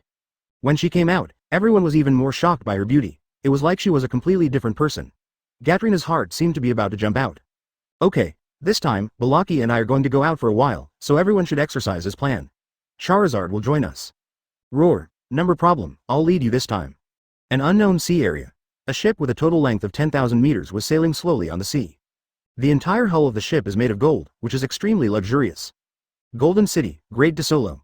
Mom, I want to eat this. On a busy street, an ugly tall man with a very fat upper body, thin lower body and weird body proportions stood in front of a window, pointing at a gorgeously decorated cake, drooling all over the floor. His body was covered with black stitches and hideous wounds, he had a thin white crescent beard, snot hanging from his nose, and looked stupid and foolish. Edward Whitebeard too. What are you eating? We lost all our money when Zephyr was chasing us. It's all your fault. Why aren't you as powerful as your father Whitebeard? Next to him, a blonde woman with thick red lipstick, holding up the sunglasses on her face, waved the crutch in her hand, hit Wabel's leg, and was very angry and shouted loudly. Bajan Gom Stussy, Miss Bajan. I'm sorry, Mom. It's all my fault. Wilbur lowered his head in grievance. If it weren't for him, his mother's money would not have been lost and he could have eaten the delicious cake. Alas, now we can only turn to the Golden Emperor. I think he won't reject us.